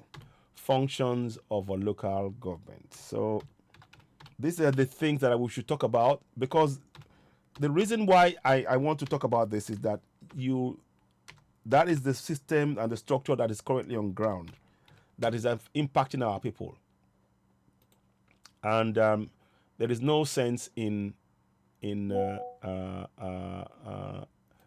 ignoring that. There is no sense in ignoring that. There is no sense in ignoring that. Okay, no, not that one. Not that one. Okay. Oh. Okay.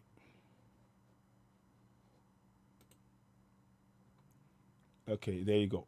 Yeah, I think I got it. Yeah. Okay. So now, good. This is what I wanted to show you. So as we're going through, again, keep in mind, please, I'm not saying this.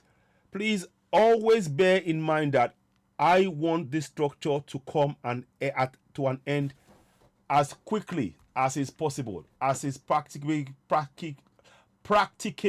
possible. I want this structure to come down. I do. But then I have to recognize, the pragmatist in me has to recognize that the structure that we're talking about is still in existence. And it is evidenced by the fact that there is a timetable. There is a timetable that they have put in place. That timetable is running, and that because of that timetable, that the structure that I am looking at right now is in existence, and that is impacting the lives of our people as we speak. So that's what I mean by working with what is on ground. Yes, my aspiration is for Yoruba Nation, Biafra, whatever we want to call ourselves. That's my aspiration, and I'm wearing it. So let's be very clear about that. Now, one of the things that we need to tell our people in our community, I don't think many people know that, and that's what I'm trying to do now.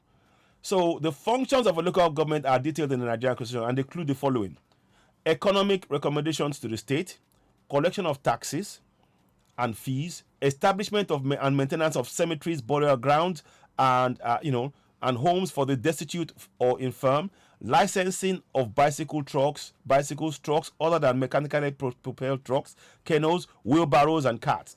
Establishment, maintenance, and regulation of markets, motor parks, and public conveniences. Public conveniences. How many people know of public conveniences that are functioning in their local government area right now? How many? Are any working? That's what I mean. And we can use that as people going for Biafra, Biafra or Yoruba Nation as reasons why we are advocating for Yoruba Nation. And we can best demonstrate it by helping to get them to question these guys, so that when they get the answer back and the confirmation that it's not happening, they are more going to support us. Or when they do get, or if it's put in place because the government realizes, oh shit, if I don't do it, I'm not going to get them voting, then they are coming onto your side. Either way, it's a win-win. So that's what I'm trying to get us to think about in this discussion. So and then it says construction and maintenance of roads, trees, drains, and other public highway, parks, and open spaces. When has that happened? When has that happened? Does this happen in your local government? Does that happen in your local government? Hang on. Does that happen in your local government? Construction and maintenance of roads, streets, drains, and other public highways, parks, and open spaces, naming of roads, streets, and numbering of houses, provision of and maintenance of public transport, and refuse disposal. How often do they come and dispose refuse in your place? You know, these are really key questions that we are asking. We are asking really key questions. And is it happening? And if it's not happening, why is it not happening? You know, that is what we are trying to really, get our people to look at and question. So, and by in every community, we should encourage them to know these things, that they're responsible for them. So every community should know what the local government is responsible for. 9 times out of 10, oh, the councillor is coming. Yes, welcome. Oh, we're grateful. Yes, let's be nice to him. You're nice to a man who is not delivering to you. Why? Your job is not to be nice to him. As a citizen, you are paying his wages. Can you see? We need to retrain our people. You are paying his wages. And if you're paying his wages, he should be answering to you why he's not ensuring you have the public toilet, you have the good roads, drainage system. You know, he should be explaining that to you. And if he says that it's because there's no money coming from the House of Assembly, from the state, then you organize and mobilize with him and with others to go to the assembly, because again, you are paying their wages. It is your money that is being used to pay their wages. It is your money that they used to build their buildings, and you have a right to question them. So we have to re-educate our people to engage in our public process. We know it has failed, but for them to know that it will work, when we help them through that process, when we now go and say Yoruba Nation or Biafra, they will support us. They will support us. So that is what I am hoping that we can discuss. I don't know if this is let me see what this is doing. Oh, I'm sorry, my phone is playing up just now. But anyway, I get a lot of messages, and sometimes it will just clog everything up. So I do try and clear it up as often as I can. But so what I am just saying here is let's read some more. So provision and maintenance of public transportation and refuse disposal. Provision and maintenance of public transportation and refuse disposal. Registration of births, deaths, and marriages. Assessment of privately owned homes and house tenements for purposes of levying such rates as may be prescribed by the House of Assembly of a state. Controlled regulation of outdoor advertising, movement, and keeping pets of all descriptions, shops and kiosks, restaurants, and other places for sale of food to the public, and laundries. So these are what people should know in each of the local government areas. So these are information that right now we don't want to be in it. We don't want to. But for how long? For as long as the people are in it, I think we'll be better off making them aware of how they can hold them to account. Because now that people know this is the responsibility of the local government, they can ask them a question. So we can go and ask for the responsibility of the local councillor. councillor.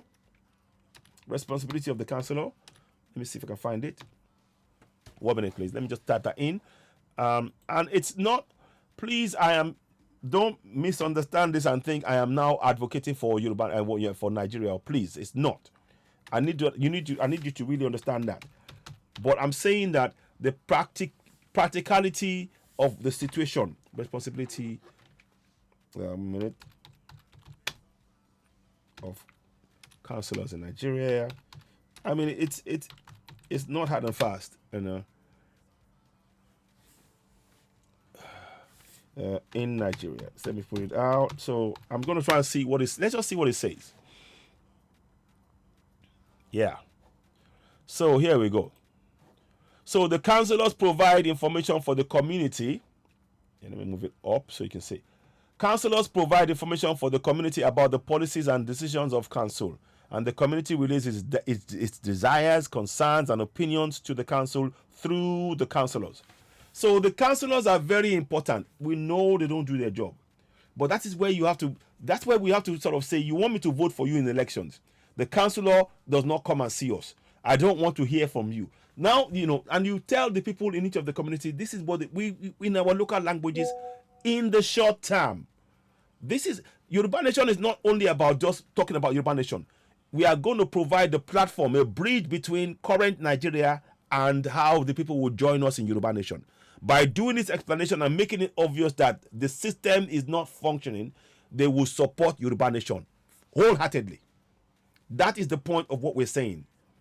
And I hope that makes some kind of a sense of, what I meant when I talked about, the roles and responsibilities and how we can engage our people. So we need to engage them on that basis and talk about things. I don't want the election, believe you me, but I can want it all I want. But look on the screen. All of us don't want it. But the fact that we don't want it, the clock is ticking every second. Every second, it is getting closer and closer to the election. Whether or not it happens, we don't know. But what we do know is that the system, the current political structure on ground, is going towards that.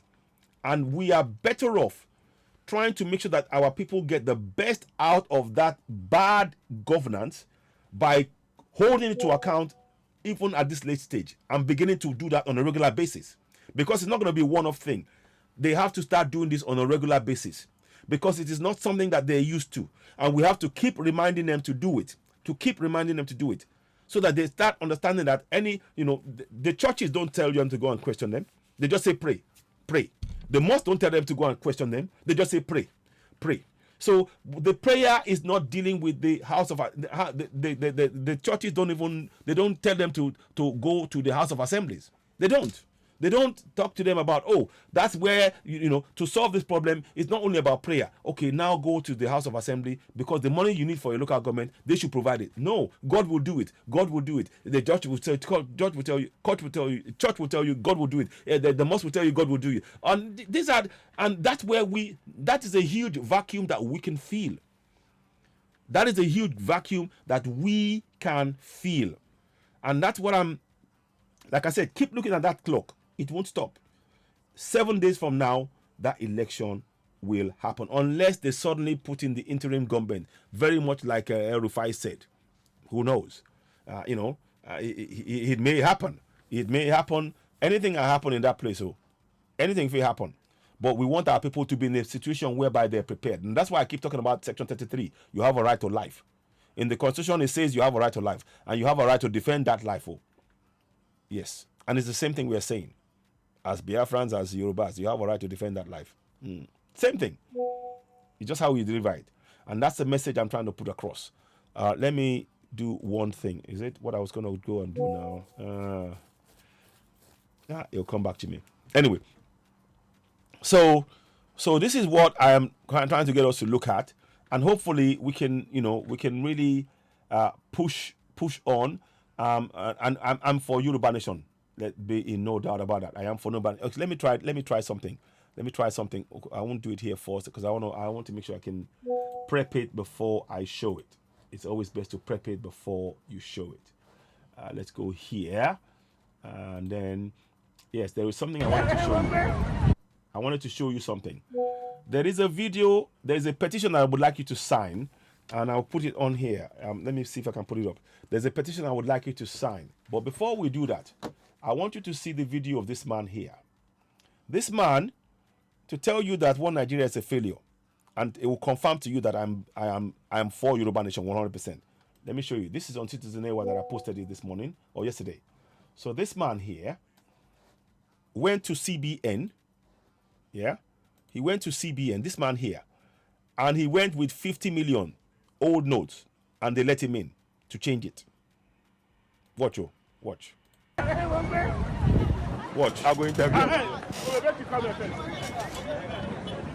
I am for Yoruba Nation 100%.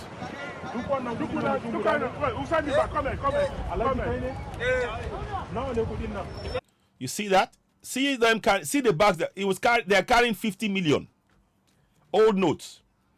Where were those notes? Listen on anyway.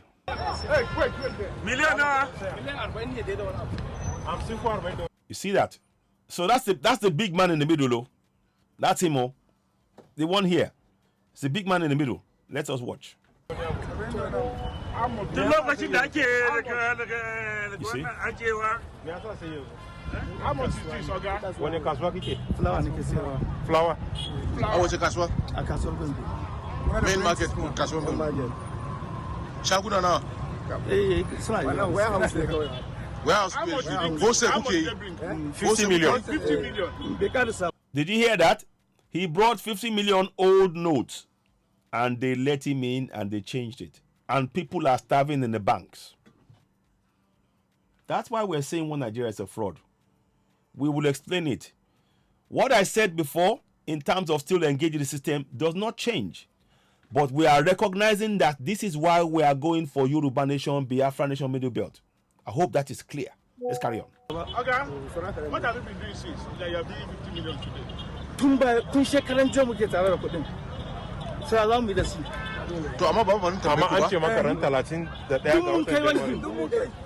So one of the branches there, the prince said, "I can do a statement in Alaga. I do what I want to so the villain." Look, see his stomach. I bet no vex. So stay in stomach. He don't chop our money belly full. I be a lie. That now why we won't come out. But it get how we go take to him. I am here at the talk.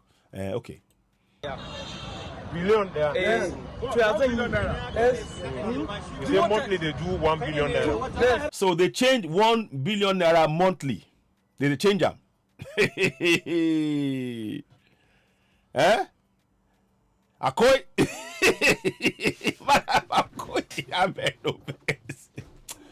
Maybe honestly, now we must come out.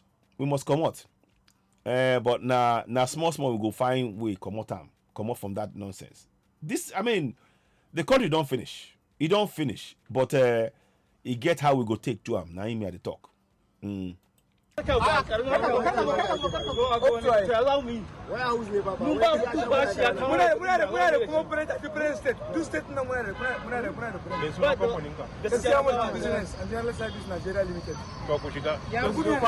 You see, they let him in. He just mentioned and they let him in. And they've already set this up among themselves. And Rufai was saying, let me show you Rufai.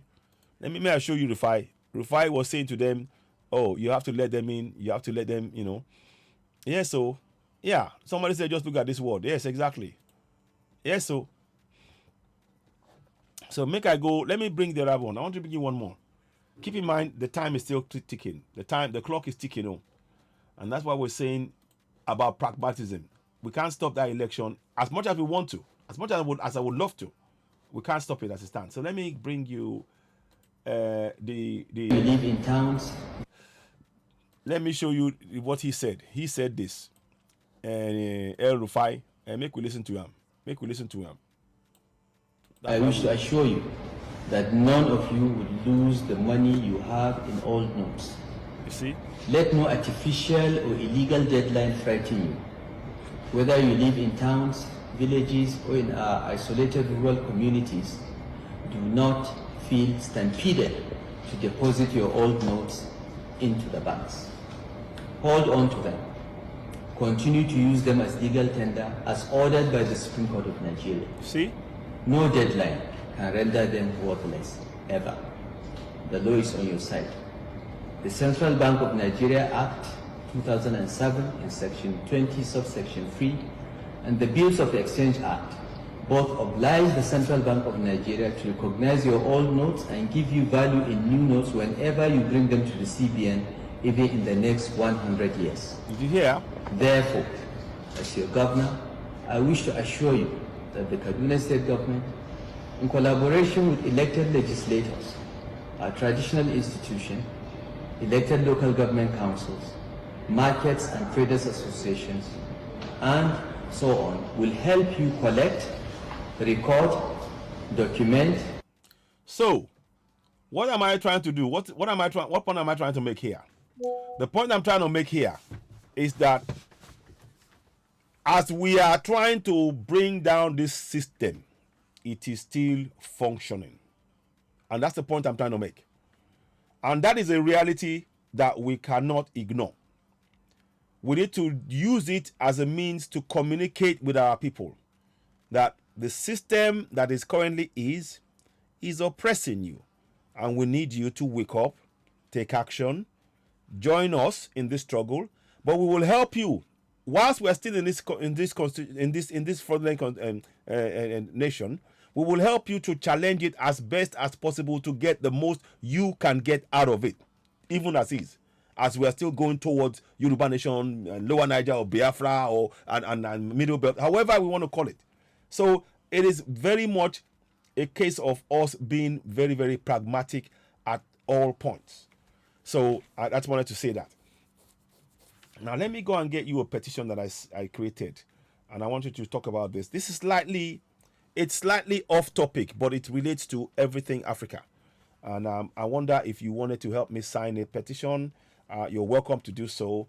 I will talk to you. I'm going to show you a small video if I can. This video is a long one, but I will do a clip, various clip of it. Basically, the Queen consort is trying to. She wants to wear a diamond that was stolen from Africa. They found it. They took the land from Africans and then they found the diamond in there, and they said it's rightfully the owner of the person in that way. But there was a Land Reform Act of 1913 that took away 90% of the land that belonged to Africans and gave it to foreigners, and it was on those land that they found that gold. So as far as things are.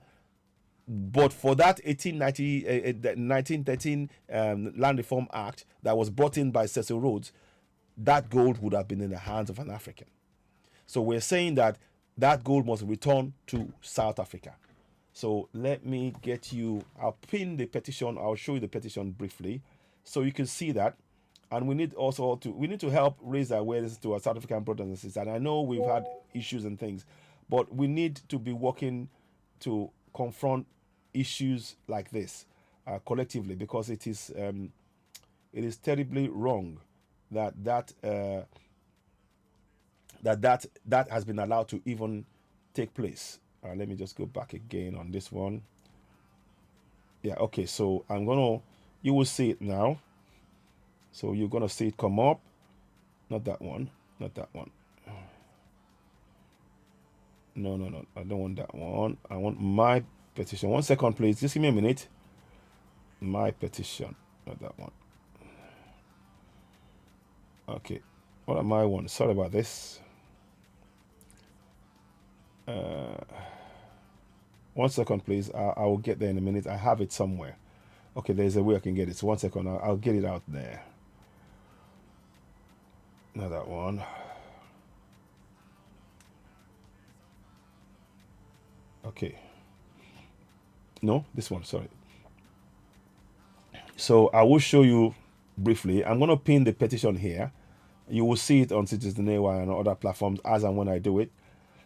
So it is about trying to raise, please sign the petition. I'll put it on there. Please sign the petition to demand that the Cullinan diamond be returned back to South Africa. And it is part of, all of the stuff that's been stolen from Africa. We want it all returned. And that's what we're trying to do, and I hope that makes some sense. So please sign the petition. Now let me show you the video, because it is painful, and it really talks to the existence of Africans all over Africa. So I'm going to show quickly a bit of it. I'll try and flip through it. So here we go. So let me show you briefly. It's all interconnected. So basically, there is this guy was the guy who found the Cullinan diamond that you see there. Cecil Rhodes is the guy who made the 19th law that in fact impacted the people. So let's forward it a little bit. Petition for the largest diamond, African diamond, in the world, not to be won by Queen Consort Camilla on King Charles' coronation. Africans say no to the Cullinan diamond on King Charles' coronation. It is stolen property. It must be returned. We're going to give you the reasons why. Queen Camilla is just behind the picture there. You'll see her later on when I put the picture up. I wanted to just do that as an intro. So let's go forward and then discuss a little bit more. So you can see into here. Now I'm going to bring a picture up. So give me a minute. I'm going to bring a picture up and you will see it shortly. So you can watch this full video on Citizen AY on YouTube as well.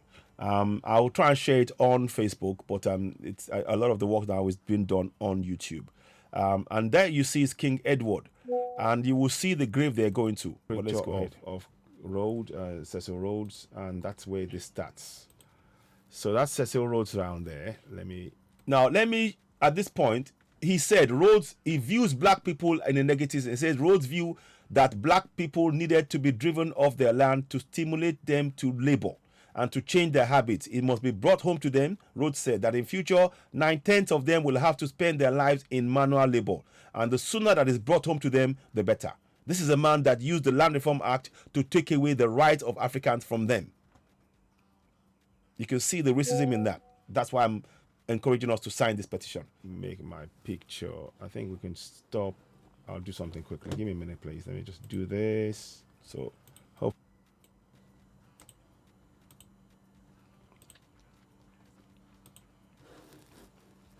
So, I just want to just, yeah. Okay, good. So we're going to come out of that completely, and then now we're back again. Good. So, sorry about that. Now, we start off here.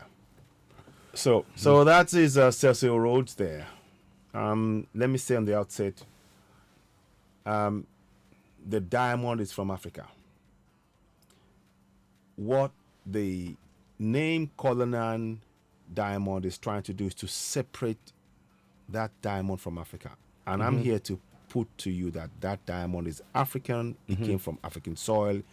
Indeed, it must return back to African soil, to the Africans who owns the land. I want you to see my face. That's why I'm doing that. So when they put Cullinan, you think, oh, they tried to sort of put some sort of provenance and things on it. It isn't. This is a clear cut. So I'll forward it a little bit. Forever, for eons, dictating to them that they're going to have manual labor. And what is happening now, as a result of him taking out, using that Land Reform Act that he brought in, that's exactly what's happened. Many Africans, particularly in South Africa, are in manual labor, but they don't know it. These are the kind of things we need to bring together. So this man here clearly has racist views and a very, very, he has a deep hatred for Africans on African soil. It's not acceptable on any level. Had it been that Africans were on his UK soil, British soil, and he wanted them away, they could argue for that. But for somebody who's actually, he moved people who own the land, he agrees. His statement says they should be driven off their land, which means he actually knows that that's their land. Can you imagine that psychology, the sickening twist, the sickening greed that lies within that kind of. So I'm going to forward you a bit more. Our own land, now, in our own. Let me forward it to the point. He got there in 1890. That's the Queen Mother. That's the Queen there, and her sister is on the. So that's the grave side of Cecil Rhodes, and I'm not quite sure what that man is. They were all there to see the grave of Cecil Rhodes. And there's a reason why they are that grave. Because it was through his reforms that stripped Africans of the land that Thomas Cullinan was able to buy that land on the cheap from another South African, another foreigner who was able to get that land on the cheap because of the laws that was imposed by Cecil Rhodes on Africans, that we couldn't own our own land in our own land in Africa. That is why the Cullinan diamond is a no-no. It's a no-no. We will put our objections out. The Indians have done the same thing on Kohinoor diamonds. We're doing the same on the so-called Cullinan diamonds.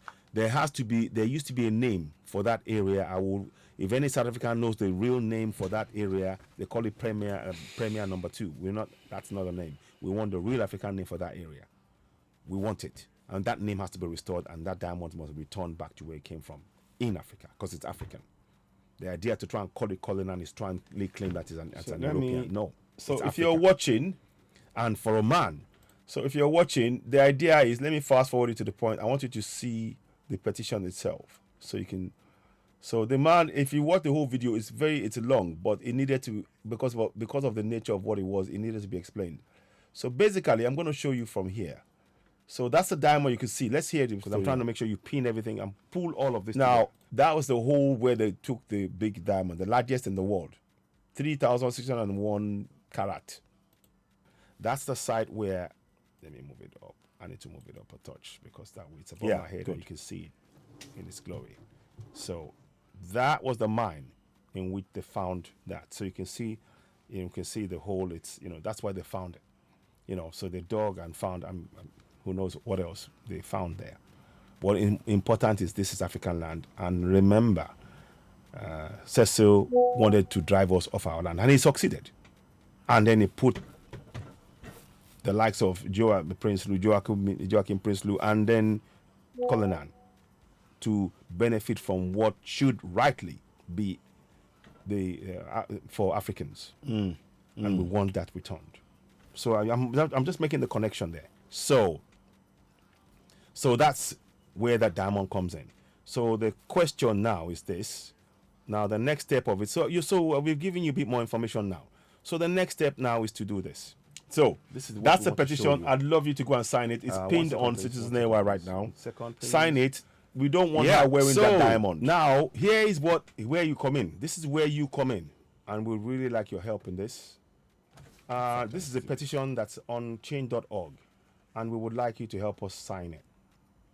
Change.org. Please help us sign this petition. Africans say no to the Cullinan diamond on Coronation. It is stolen property of South Africa. It must be returned. I think I might adopt it. I might alter it, but we need to get the signature on it. Please help us sign this. I'll put the link for this petition in the broadcaster, in the link when on YouTube. You will see it come up. So we would need you to sign it. And again, it talks about, I want you to read these words here. Those are the words that I came up with. The one I want you to understand is this. The words he said: stimulate them to labor and change their habits. It must be brought home to them. Rhodes said that in future, 9/10 of them will have to spend their lives in manual labor, and the sooner that is brought home to them, the better. So that is what I'm saying here. The diamond in question must not be referred to as Cullinan, as it was through the Franchise and Ballot Act, and I'm going to change that, and also the Land Reform Act that made it possible. So these are things that we are trying to state. So we'll give an update on that. But essentially, you can read through, the bits. Here, this is the bit you need to understand. Rhodes Franchise and Ballot Act raised the property requirements from relative 25, low 25 to significant 75. And then it talks about Native Land Act. It says here, the Native Land Act 1930, which would limit the areas of the country where black people were allowed to settle to less than 10%. So these are information that you can use to help us to reach more people. Get them to read this, and we'll probably provide more updates. But essentially, in May this year, Queen Consort Camilla is planning to wear this diamond Let me show you again. Excuse me, there, pardon. The queen is trying to wear this diamond. To wear this diamond. It's not Cullinan, and we need to start, that diamond there, she's planning to wear it. They're going to put it on this crown. They're trying to reset it on this crown. So we need to say no. So I want as many Africans as possible to please sign this petition. That's all you have to do. Please sign this petition. When you watch this video, please share to family and friends, and I'll come back and talk about it. I'm probably going to go and do a live broadcast again tonight, and I'll try and talk about this. I'll put this link up on on various platforms. We need to as many people as possible to sign this petition. So that's a diamond. So let me put it to this side because I want you to see what you need to do. So just click on it. Click on the it says no. Africans say no to Colonial Diamond on coronation. It is stolen property of South Africa. So that's what we need to make sure. And there comes a time we'll have to change the name of all of the African countries because, like I said to you, even the fact that they wouldn't allow Africans to represent themselves at the Berlin conference is evidence that we were not considered to be human beings. And that is why I'm saying that to now show this as a wealth or something is actually to take what is ours, and we should not accept that. So let me give you a further update on this diamond, if I can, about the Cullinan diamond. So yeah, I think yeah. So nobody could buy it. So Cullinan diamond, the reference to Sir Thomas Cullinan, who opened in mine 1902, 3 times the size of Excelsior diamond in Jaggerstone mine. Where's that? Where's Jaggerstone mine? Let me see what this one is in. So anyway, you can watch the whole thing. Be returned. So what we're saying here in that video, thank you very much for hanging and watching it. The video is really about trying for Africans, indeed in Africa. I mean, the Benin Kingdom. The stuff that was stolen, and it's still a lot of it is in British Museum. The same thing with the diamond and many other things. We are calling for all of them to be returned. So it's better that we actually join hands with our fellow Africans and demand for things like this, and it would actually help us in our struggle as well. This is part of the struggle that David. Good evening, sir. So this is part of the struggle that we are all joined in trying to raise awareness collectively as Africa. There is a change, there's a sea of change that's coming, and nothing can stop that. And part of that change is us getting our the Yoruba nation back again, the name of our ancestors. We're not Nigerians, we're Yoruba people, Biafrans or Lower Niger and Middle Belt, and we're the names that we are known as. So those are the things. Hi, Erico Gomes, and we need to be aware. So that petition is really important. I mean, you just look at that. I want to show you that diamond. That is what they're going to put on that crown. And it's going to happen. The coronation is going to happen May, and she will wear that unless all of us reject it. It must be returned back to South Africa. It has to be returned back to South Africa. So Africa says no to the colonial diamonds, stolen property of South Africa, being worn at the coronation. It needs to be returned, and we should join our fellow brothers and sisters in doing that. So please sign that petition that I pinned up there. Click on it, and when you click on it, it will come up. Just go and sign it. Help us reach as many people as possible. And in the petition, the video that I showed you now is also in there. Encourage other people to watch it and instead of and share it. We need to discuss this at length, because the problem that is going on is that we've been silent for so long that this injustice carries on, and what they're doing in South Africa and keeping those things. You saw the millions of gallons and millions and billions of barrels of oil that was taken out of the whole country for God knows how long on a 4-mile pipe into the sea. That is the same thing. And these are why all of these things are really important for us to get involved in. So I do hope you will take the time to sign it. I will talk about it again on more shows, and I'll probably come back and talk later on. We will talk about the ongoing issues of the CBN and all of that as well. And also, there's been discussions about within APC that there are some now that are openly saying they're not going to support Tinubu and all of that, and there are some, and it's all a mess, and we don't even know what is going to happen in the coming elections. But I want to just reiterate and say thank you so much for joining this broadcast. I will probably be winding down here. I might come back maybe later on shortly again, but I wanted to stop here. If I'm going to call, I need to do this also in Yoruba as well. What I wanted to do was to have this video discussion and this presentation about the Scottish, the SNP and what they did and the West Lothian question. And I hope it's shed some light into possible options that we may be able to explore going forward. But we have to understand that the structure that is currently in place now is a structure that we cannot tear down like that.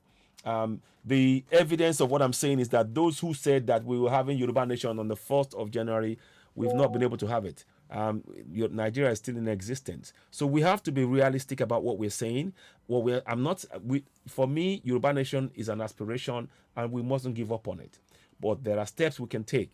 That question about the West Lothian question is very, very pertinent to us, and it actually, although it's mirrored, it really sort of juxtaposes what we are really facing in that contraption. And again, I've spoken about the fact that within the current political structure we have, we need to use it to get the best for our people, because in the end, it's our people that is most important to us. It's the safety and the security of our people that is most important to us, so that we can at least be able to help them to get the best out of this bad situation that they're in. INE Sunday, good evening to you. So I will come back later on and do this in English, in Yoruba as well. But I do like to take the time to explain this in English, because that way we reach a wider audience of not only Yorubas but Noah Niger or Biafra, depending on which group you support, and Middle Belt, and even the houses, because we need to be able to have that discussion. Please, everybody is entitled to call themselves as they see fit, because that the contraption has failed us all.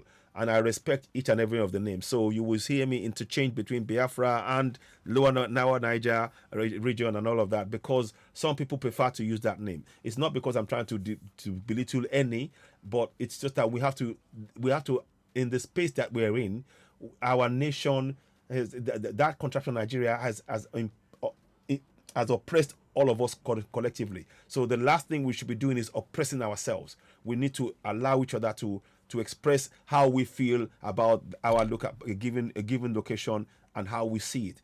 It doesn't mean that I respect any of them any less. It just means that I'm acknowledging, and we have to. It's a fine balance, and we have to be very diplomatic and try and be just know that we are looking for something collectively. We want the same thing. It may call it a different name, but essentially it's about self-determination that we are all collectively looking for. So I in that spirit of going for the same goal is when, so you will hear me mention those names, not out of disrespect for anybody, but just to make sure that the people who want to be called in a particular way, that they're also represented. And that's the thing about in a democracy, which we are ultimately trying to go for.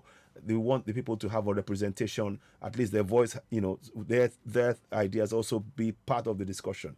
Now, when you now get to that situation where you got Biafra, or then that discussion now becomes more specific, and then you can now, so until then, everybody is part of that discussion, so that's how I look at it as.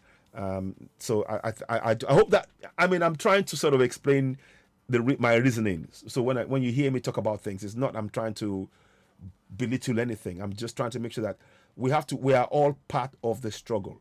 So I hope that makes some sort of sense. Please don't forget to sign that petition. It will be of help. Again, I would say to people, there's 7 days, 9 hours, 42 minutes and 36 seconds, and it's counting.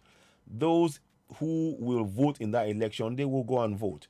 What we hope to do is to give them enough information to know that they can also, at the same time, begin to hold those who are asking them to vote to account. because the local government, the ones who are asking you to vote, they are sitting on the money meant for your local government. So just a quick recap.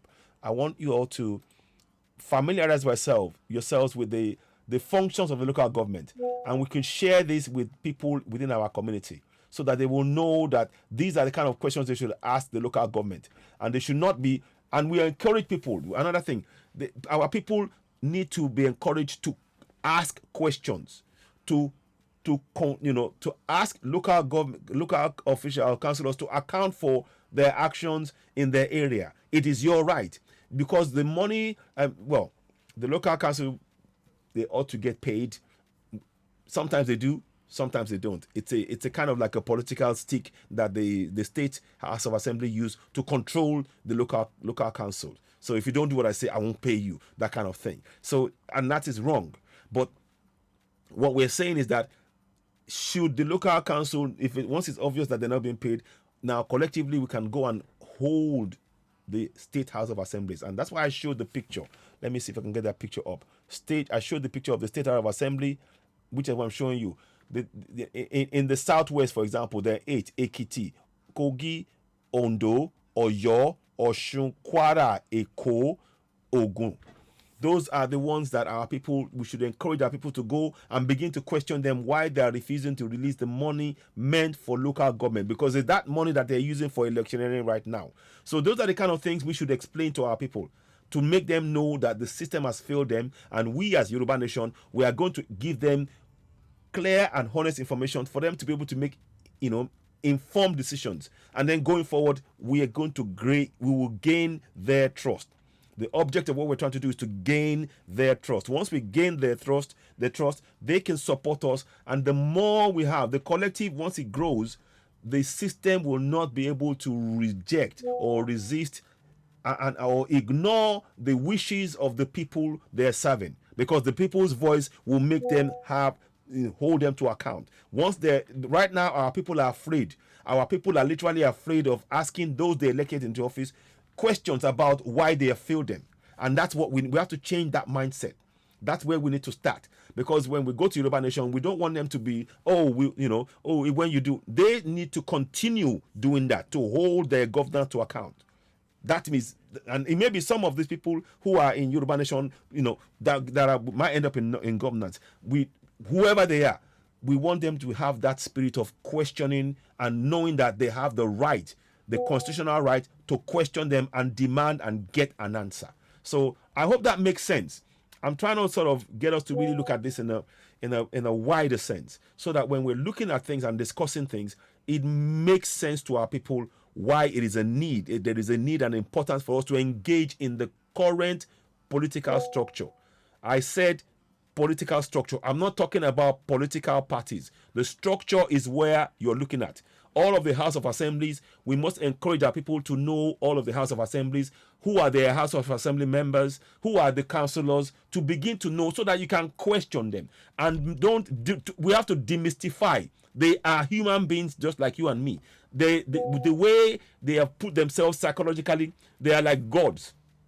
If I say that, you won't get water in your road. If I say that, they will not fix your road. They will not tire your road for 2 years. If I say that, I have got the power over. No. We are the money that they're using is your money, and you have the power to question them. Right now, that is something that we can say, because it will continue to be so even when we get Yoruba Nation, when we get Biafra, when we get whatever we want to call it. That will happen, and we need to encourage them to start doing that process now. And it has to be a collective effort from all of us. So I hope that makes sense. I hope what I've said here makes sense. So I would just, I think I want to thank you all for hanging with me this long. I know it's been a difficulty, and the system has been really playing up. But I am grateful that you've stuck with me, and I hope we've learned one or two things on what's going on. You see, one of the things that Facebook does, it says to me that there's 6 people watching, but I know that it's been shared more than that from what I can see. Let me see how many people have shared actually. So it's been shared quite a few times, and so you begin to wonder, is Facebook, what is the game of Facebook? What are they trying to do? But it doesn't matter. What I want you to do, please sign that petition. Like I said, don't forget to go and sign that petition. Let us reach as many more people as possible. and we will hopefully, we will get there. But I want us to really study. For those of you who really want us to have a meaningful governance in the coming years, look at the Scottish National Party. Can we borrow some of their ideas to achieve our goal? Because it's they did some steps to get there. They're not quite there yet, but they're almost there. And I think we need to look at that. We need to really study that, and maybe there are one or two things that we can learn from that. I am for Yoruba Nation 100%. And I'm not gonna shy away from that. But we need to be very, very pragmatic about how we achieve it. We've talked about again the West Lothian question. Fidelis Etiemua, thank you and welcome for coming on board.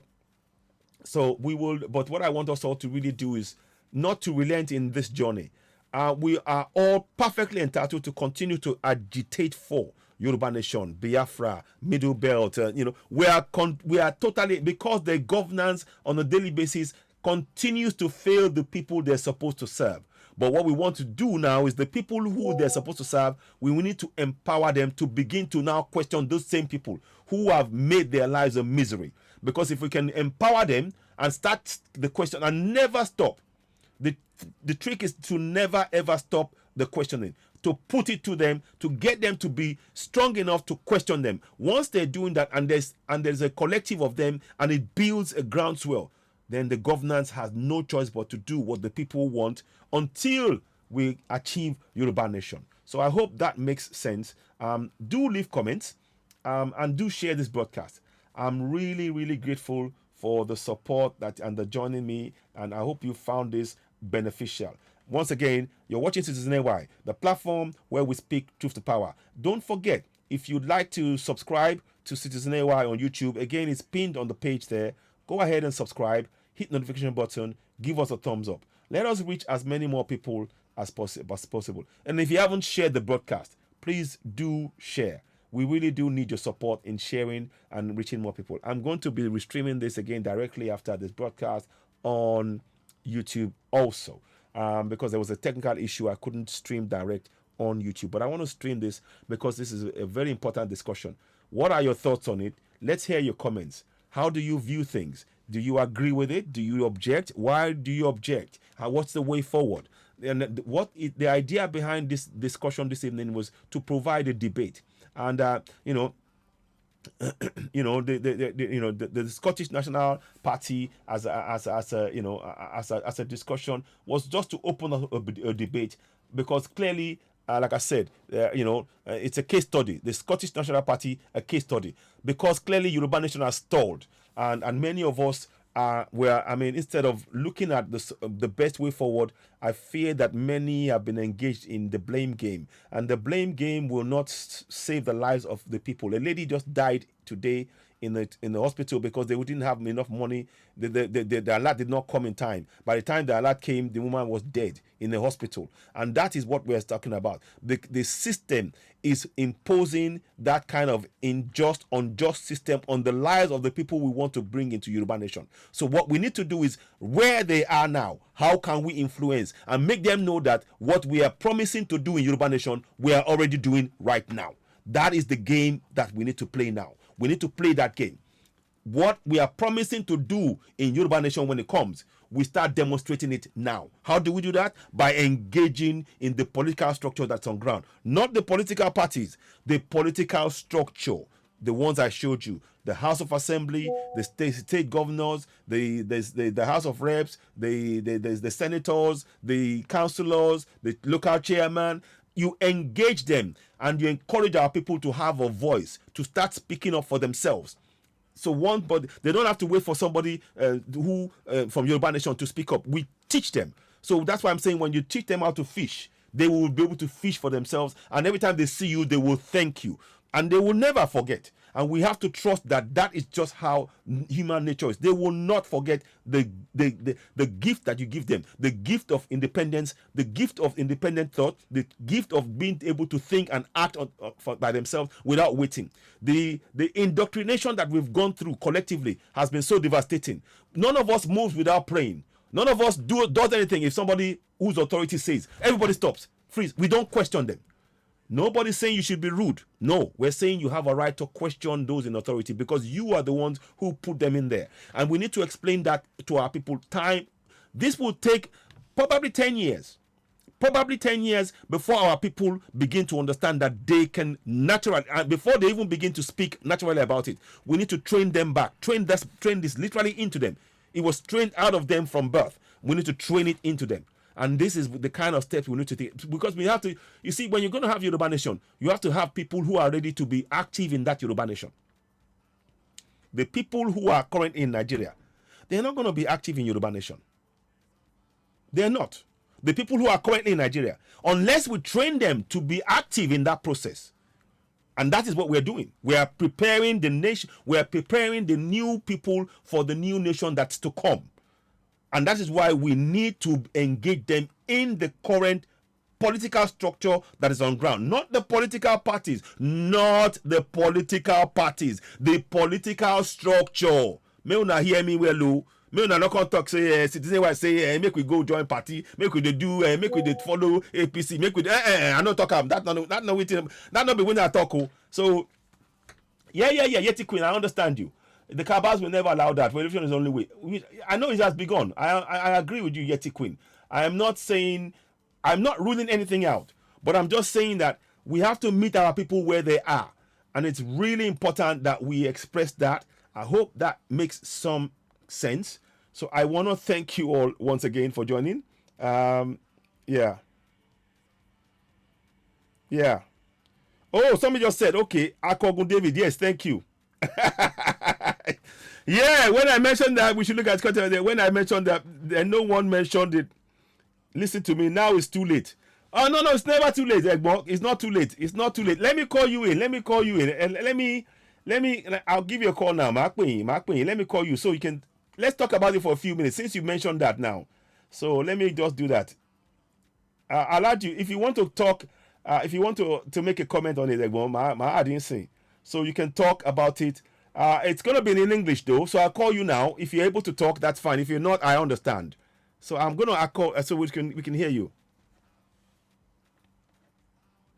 Sorry. 1 second. Yeah. Yes. Yes. I'm going. Oh, Angel Lower. Yes. Yes.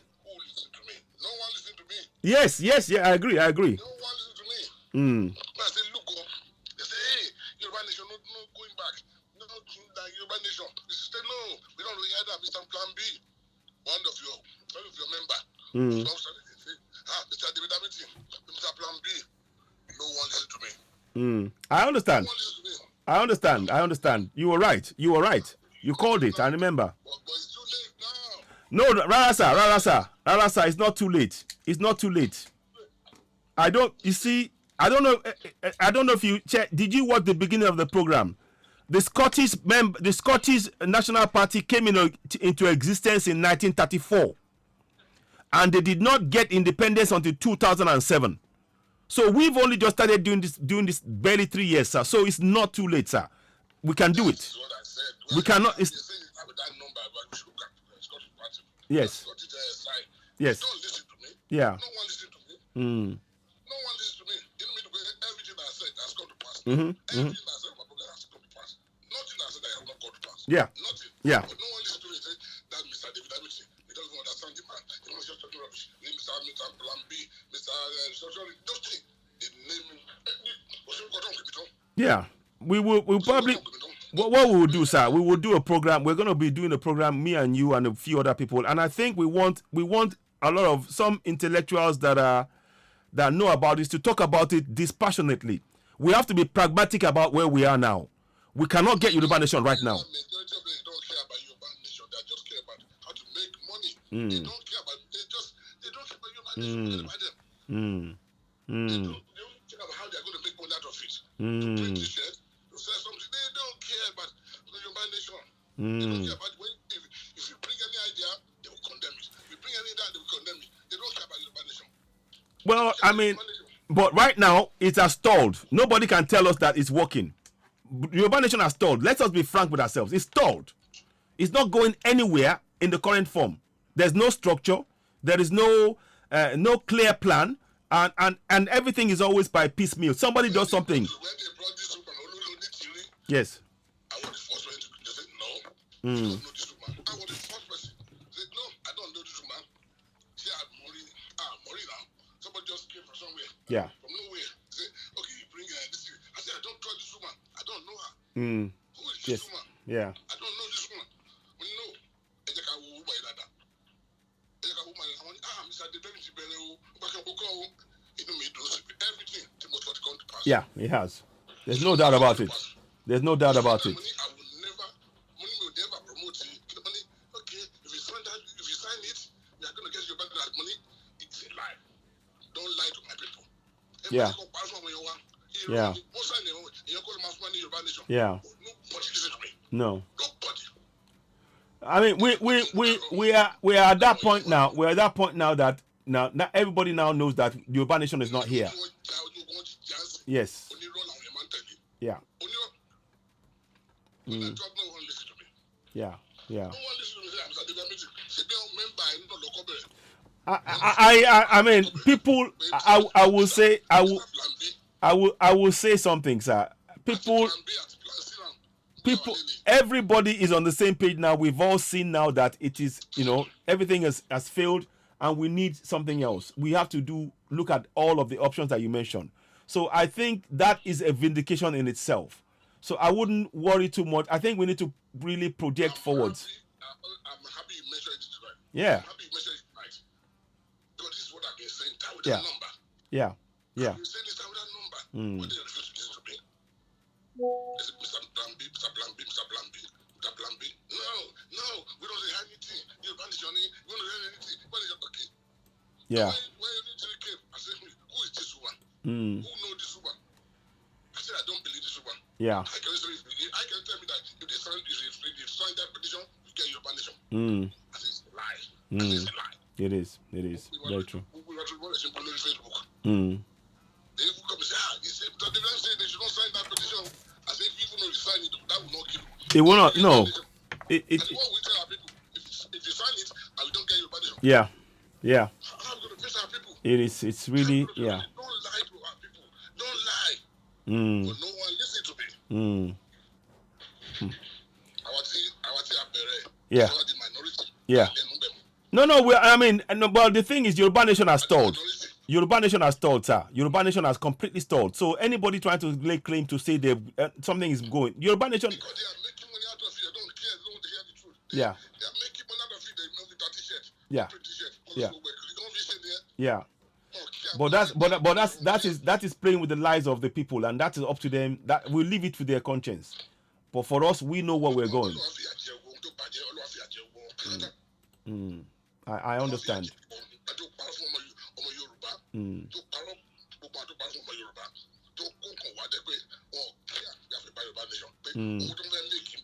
Yeah. Amen.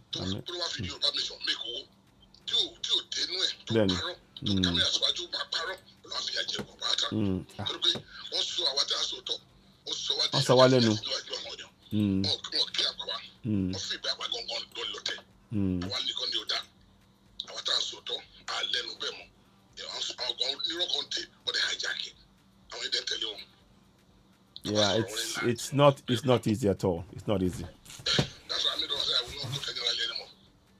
No, we don't need rally. Right now, we don't need rally. We need a plan that will work in each of the communities. We need a plan that will work on community level. And that is what the Scottish National Party did. I said, look at Scotland. Let us form a party. Let's go and negotiate with this unpopular party. Then let's do like Scottish party. No one listen to me. What I'm saying, sir, the only thing, Master, I don't want us to focus on elections or anything. We just need people to be aware that we're there to support them. Yes. If you don't have power with you, how will you get power? What I mean is right now, sir, we can't, even if we put anything up, they cannot get into anything now. We need people to. It's too late. It's not too late. It's too late. It's not too late because we need them to, sir. I don't want you to believe that. I want to believe that the people, when you empower them, at whatever point of the cycle, they are empowered. Whatever point the cycle, once they know what to do and they can do it themselves, that is freeing us from the bondage that we're in. The people are afraid to ask questions right now, and that's the problem. And we need to change that mindset. So that's why I believe it's not too late. That job we must take on collectively. I hope they believe you. Yeah, I well, hope they believe you. well, we I will hope they believe you. we will continue to champion this and speak truth to power. So I'm hoping, but Esheun, If we can do that, we can do that. But me, yes, tell you, no, I don't believe anybody anymore. no, I don't trust anyone. yeah, But they are just there to make money. mm, They are just there to make money and to lie to our people. mm, And to lie to our people. And I believe them. yeah. But you and I, we're not in that for that. We are there. We are here to try and make sure that people get real, power for themselves. Do you forget? You know how property has Yoruba rescue fund? Our thing has to talk alone. Yeah. All that below for Yoruba rescue fund. Yes. As so by saying no. Benny. We are saying what they attack our so. By like our story. When you come to say this is only time that was so by no Yoruba nation. As a bit, owó tẹ sí wa lọ́wọ́ o bá ṣe ná ilé yìí o bá ṣe ilé yìí o I don't give account. Yeah. Wọ́n á bọ̀ sí pé kí ló dá fi give account. Bí tẹ́lẹ̀ fi bà mí lẹ pé a ṣe sí òun you remember a ṣe sí òun lọ́wọ́ a tún sọ pé òkè bá ṣe náwó Yorùbá nation ilé yìí o báyìí ló Yorùbá rescue fund owó tó ẹgbẹ́ sí wa lọ́wọ́ o àṣìbáyìí a dẹ̀ give account wọ́n dẹ̀ attack wa lórí show láti ṣe kò yẹ ká ìyẹn kọ́ la fẹ́ ṣe ń sìn yóò tẹ̀lé wọn fi ṣe kò yẹ ká give account. So onírọ̀ làwọn èèyàn fẹ́ believe. Yeah, well. Owó wa is only owó tẹ́gbẹ́ alẹ́ account fún. Yeah. Yorùbá rescue fund. Yes, we can. Alẹ́ account fún. Yes. Kí wọ́n owó tó ń gbàgbọ́ wá sọ pé ṣe náà. Gbogbo owó tó ń gbàgbọ́ wá fún Yorùbá. Kí wọ́n sọ. Kí wọ́n give account tí wọn. Bẹ́ẹ̀ni. Wọ́n ṣe náwó tí wọn. Owó tá a gbà òǹdíkan lábọ́ sórí ẹ̀ àgírí account fún. Yeah. Ọgbọ̀n kan náà jẹ́ ni. Ọgbọ̀n kò sápò ni. Bẹ́ẹ̀ni. Very, very true. Give account tí wọ́n gbà wà á wáyé gangan náà sọ di ọlọ́tẹ̀ tó sọ di ẹni tí òun kàn sí. Bẹ́ẹ̀ni. So, I don't yeah, of course, same here. That's why I'm having a different discussion. We cannot talk about prepare yourself alone. We need to the people. Yeah.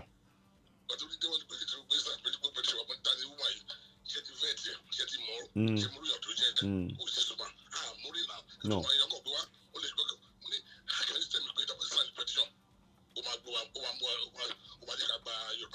No, it was.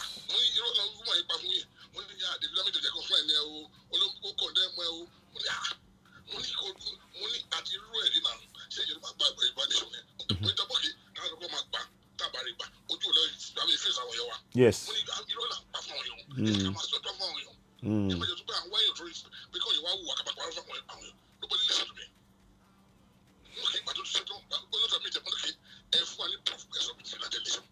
Yeah.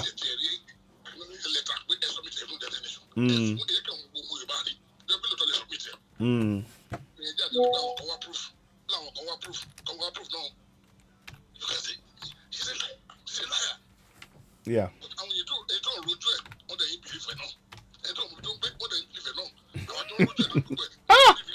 Oh boy.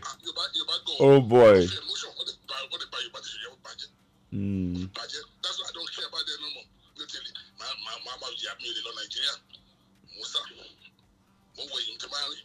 I want to put in station I don't appreciate it. They don't appreciate this.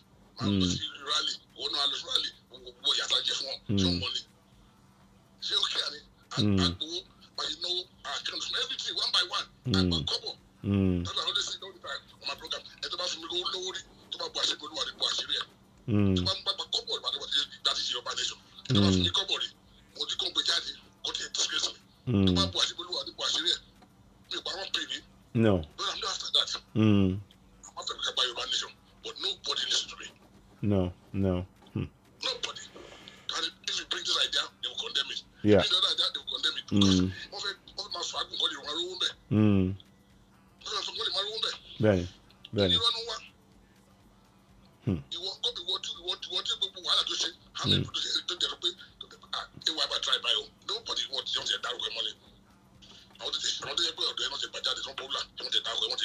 Well,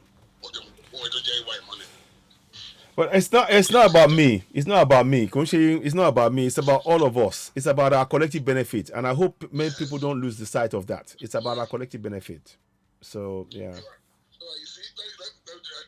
Yes.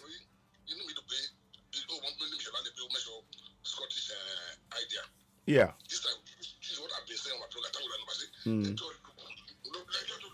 Scottish idea. It's not easy to get nation. No. Yes. No one listen to me. We don't want any plan B. We don't want any plan B. We don't want any plan B. Look, okay, you don't want any plan B. I just want GI. Yeah, well, we're all seeing it now, yes. We're all seeing it now. Yeah, well. So I don't, you can say it to them. Yeah, yeah, I know. I believe it's too late. Well, I mean, the election is only a few days away, so we can't change that. But what we can prepare people to know that they have the power. No, of course. That's what. Yeah, of course. People, we didn't want election, but that doesn't mean that we support it. We have to be realistic that we cannot stop it. No. Unless they stop it themselves, we cannot stop it. We don't know what will happen after the election. No. Before the election, we don't know. Yeah, we don't know. Yeah. Let's wait and see. Let's wait and see. Let's wait and see. We don't know what will happen. No. Either before the election or after the election. Yes. Yeah. Exactly. Yeah. But I'm not saying that. No way. No way. Yes.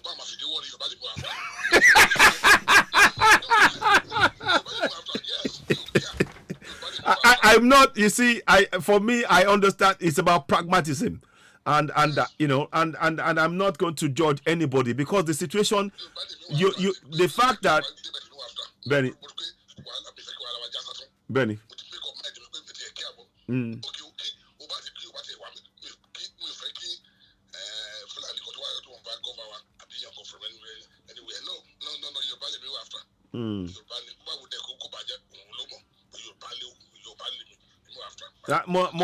I understand, but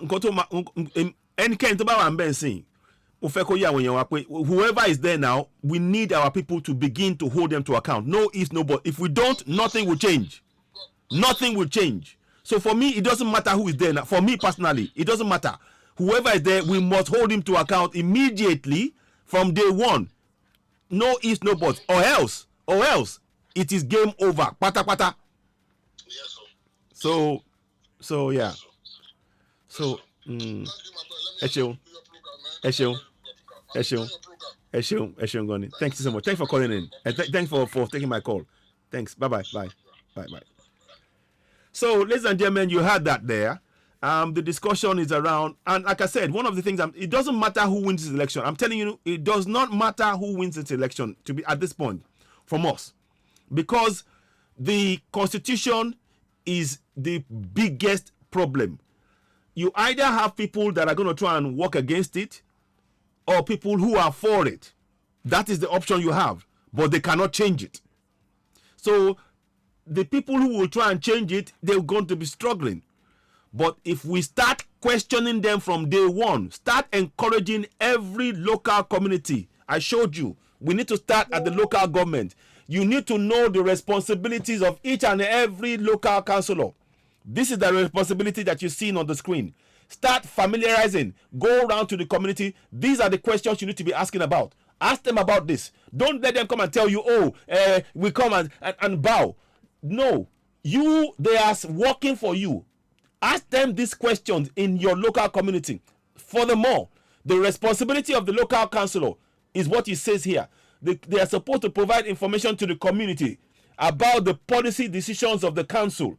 And the committee relays its desires. Community will relays its desires, concerns, and opinions to the council through the councillors. So the council is a two-way door.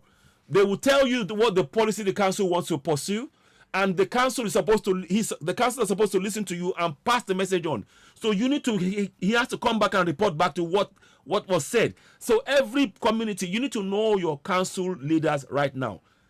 Not because you believe in the system, but because you need to start holding them to account. None of us believe in the system. None of us, be very clear, none of us believes in the system. But if you do not start holding them to account in this system, because it's, whether we like it or not, it is what is going to be in existence for the next 4 years. So we better start right now, from today, to know the rules and the responsibilities of the councillors, which I'm showing you on the screen, the responsibility for the from the local council and the House of Assembly. I will be talking about that as well, so that we can question them directly. From today, it is 7 days to the election. Start questioning them. No ifs, no buts, no shishi. No shishi. As now they talk about, no shishi. May una no give shishi. Say, now you be God councillor be. Oh yeah, you get work to do. For this place, oh, we know they hear, that we, no. Now you they work for us. Make we begin to teach our people how, make them talk proper talk. No, this one no be I don't feel council make it do it if it do us now. Now lie. Now in they work for una. The councillor supposed to they work for una. May una get them. The system don't finish.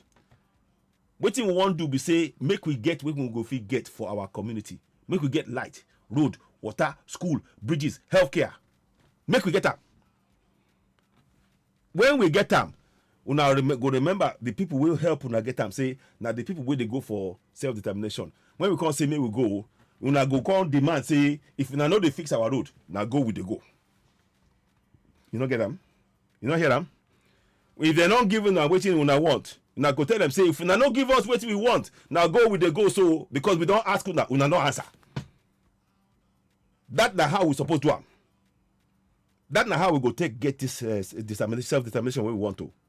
We get today inside the system. We get today inside the system.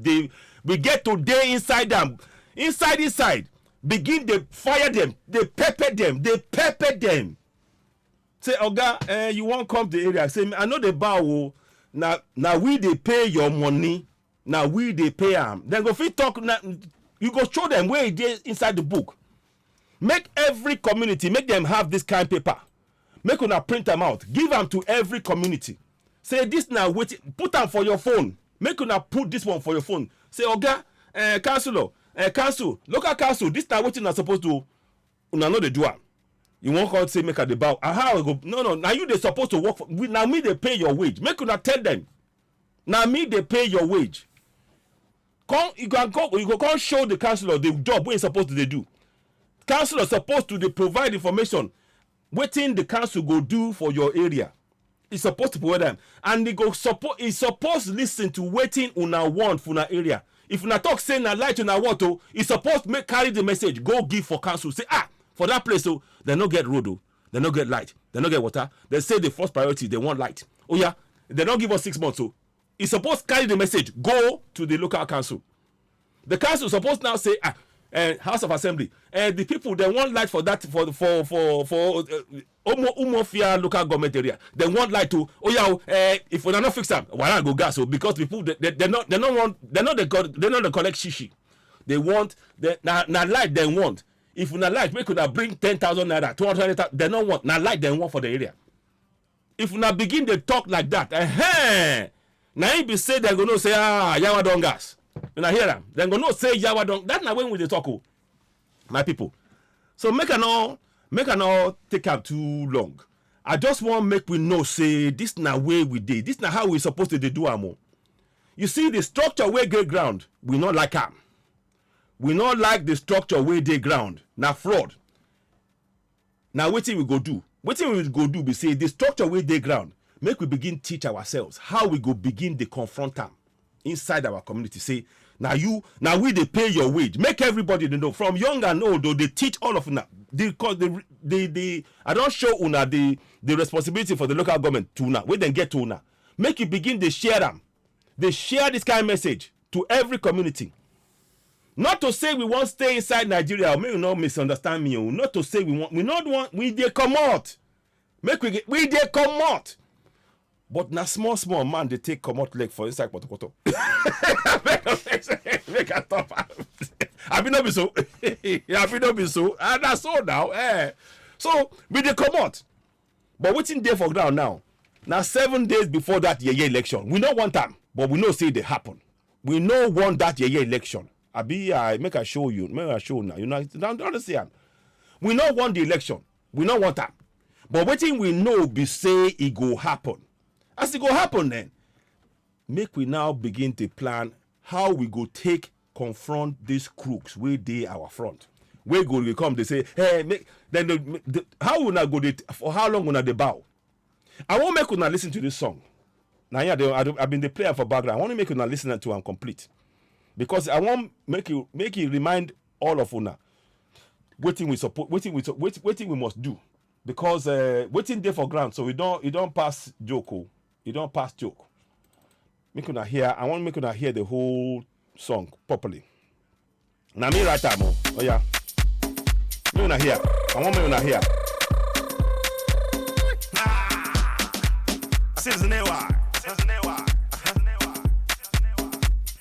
My people, oh, Me not hear.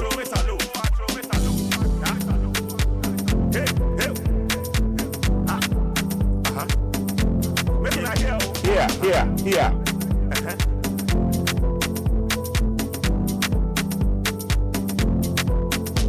How long? How long? How long? How long? How long? How long? How long gonna go this suffer? How long? How long? How long? How long? How long? How long? How long gonna go this suffer? How long? How long? How long? How long? How long? How long? How long gonna go this suffer? How long? Oh, how long? How long? How long? How long? How long gonna go this suffer? My people, we don't tire inside Nigeria. Now slave camp we dey oh.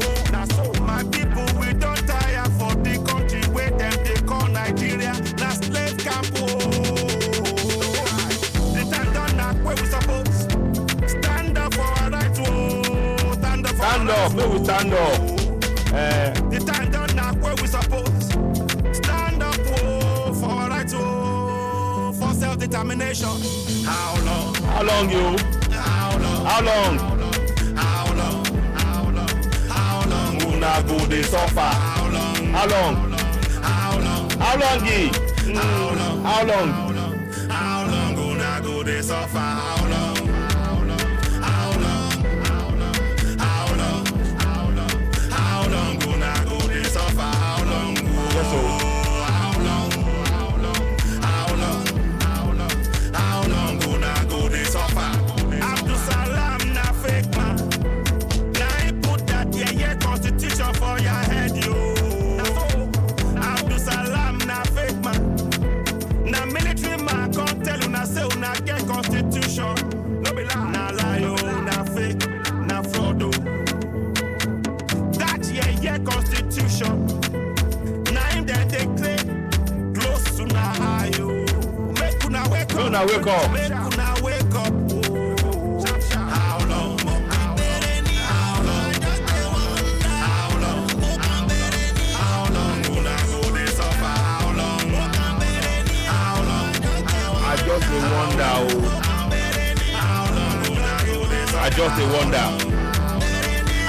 I just dey wonder oh. No. Yes, I just dey wonder. I just dey wonder. I just dey wonder. My people, I want make una know say oh. Self-determination, alright, yo.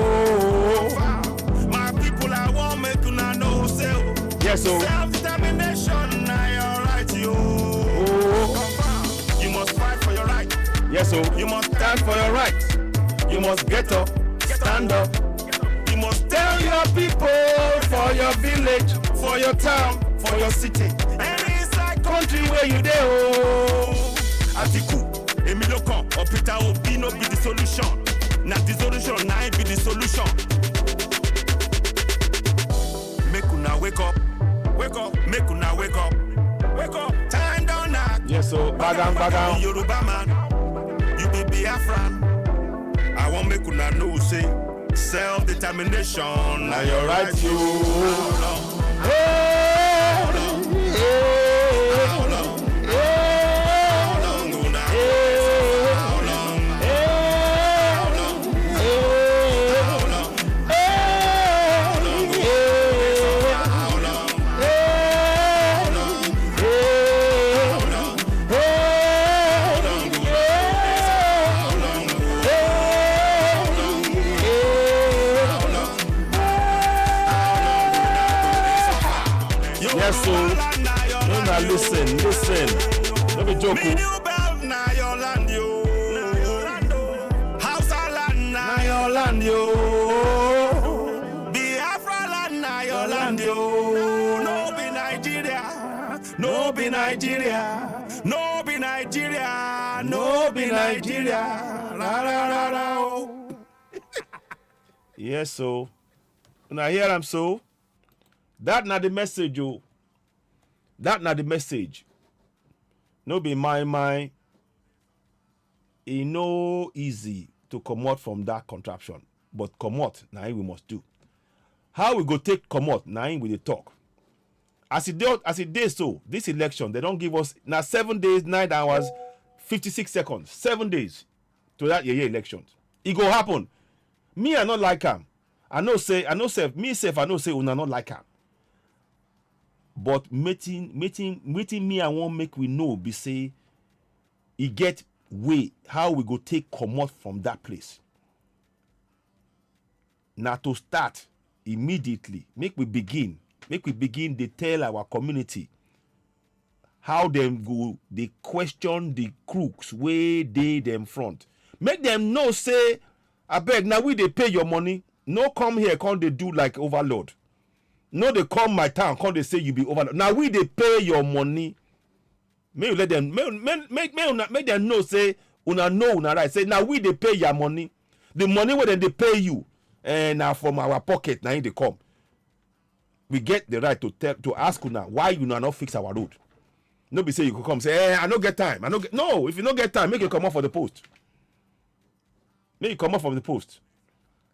But to do that, before we fit do that kind of thing, now we say we go fit educate ourselves for one community to the next community to the next community. Say I better go. When chairman come, tell him say I better come sit down, oga. We don't see here now this now all what you supposed to we don't see him. I bet no come to tell us story. Now we they pay you. We want this road fixed. Now how long you that? Begin to question them. Because all of them now when they enter that post, not to come chop, they know they fix nothing. Not to come chop. But if you now begin to pepper them, if they begin to pepper them, where we say we know our right to, you know go just come sit down, come they collect our money, come they use them, they feed fat. And we supposed get light, we no get. And you they chop our money, and we know they agree that kind of thing anymore. Begin they teach our people how we go, they question people where we now be we elect you now. How we come be say we come they say oga they come. Hey, I beg oga, we not fit chop Chris, I be waiting. Share them chop Chris. I beg. Make we begin borrow ourselves sense. I beg no vex so. You see the kind talk where they talk now, it dey pain me. It dey pain me say me where I dey obodo when I suppose dey my own place where we get everything with everybody won't come collect. It dey pain me. I know about and me I don't know how others they see am, but me as I dey see am, now they talk am. You see as I dey obodo so the cold. The kind cold when I get back problem when the pain they catch me, chai I go just they wish say a day for Yoruba land, they enjoy the weather, the heat. Me go melt all that pain come out. We don't know what we get for handle.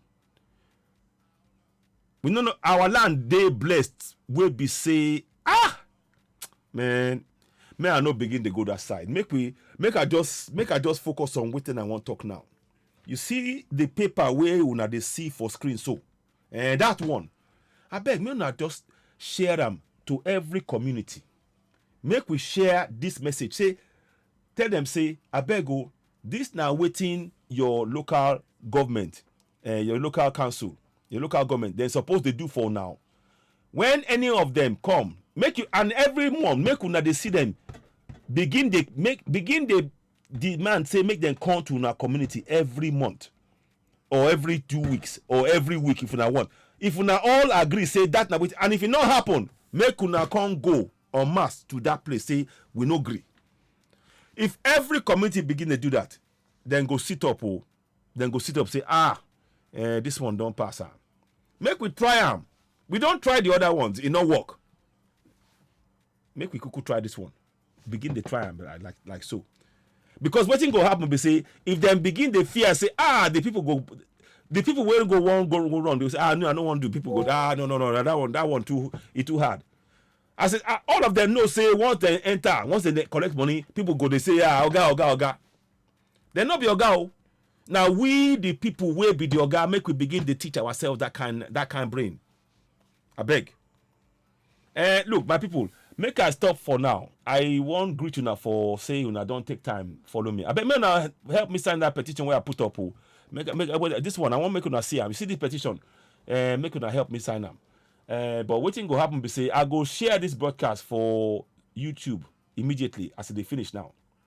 I want to thank all of you very much as say you come this side come here Citizen Why. I know say Facebook they play game. It no matter. We go continue to share the story, our message. Make una hear them. Every community suppose begin to hold all of the officials where they work. Then they work for una, no be the other way around. Begin to question them. I beg una. We go come back again. We will talk soon. I greet all of una. Now Citizen why they throw salute for now. We go talk soon. Make we know we learnt. We go get Yoruba nation. We go get Biafra. We go get Middle Belt. We go get them. But we must work for them. They not go put them for plate. We go do some kind of work. We go get us from where we did now to Yoruba nation. It take some kind of work we will do. All of us. Make we join hand. When we join hand, begin to do that kind of work. Now you go fit to reach the destination. Because we all don't know. All of us don't know say Nigeria na fraud. See people. See the man where I show now. He carry 50 million naira old note go bank. Now waiting they put now where he put 50 million naira hide. That go show now say Nigeria na fraud. That now why we must come out. But we get how we go take come out. First, make we begin to question the system. Now you may go tell. May I stop for now? I greet all of you now. I thank una say una join me. Make una tune to Citizen AY for YouTube. I bet go subscribe to Citizen AY for YouTube. We go see you now very soon. And I greet you now. Thank you very much. I want to thank you all for joining me. You're watching Citizen AY, the platform where we speak truth to power. I'll be coming back again and talking about this a lot more. Please, I want us to have a thought about that, the Scottish National Party as an option, and the options as I talked about. Share the video, discuss it, leave comments, and please don't forget, subscribe to Citizen AY on YouTube. Thank you for watching. You're watching Citizen AY, the platform where we speak truth to power. I'll be back later on. Thank you, and bye for now. Bye. Bye for now.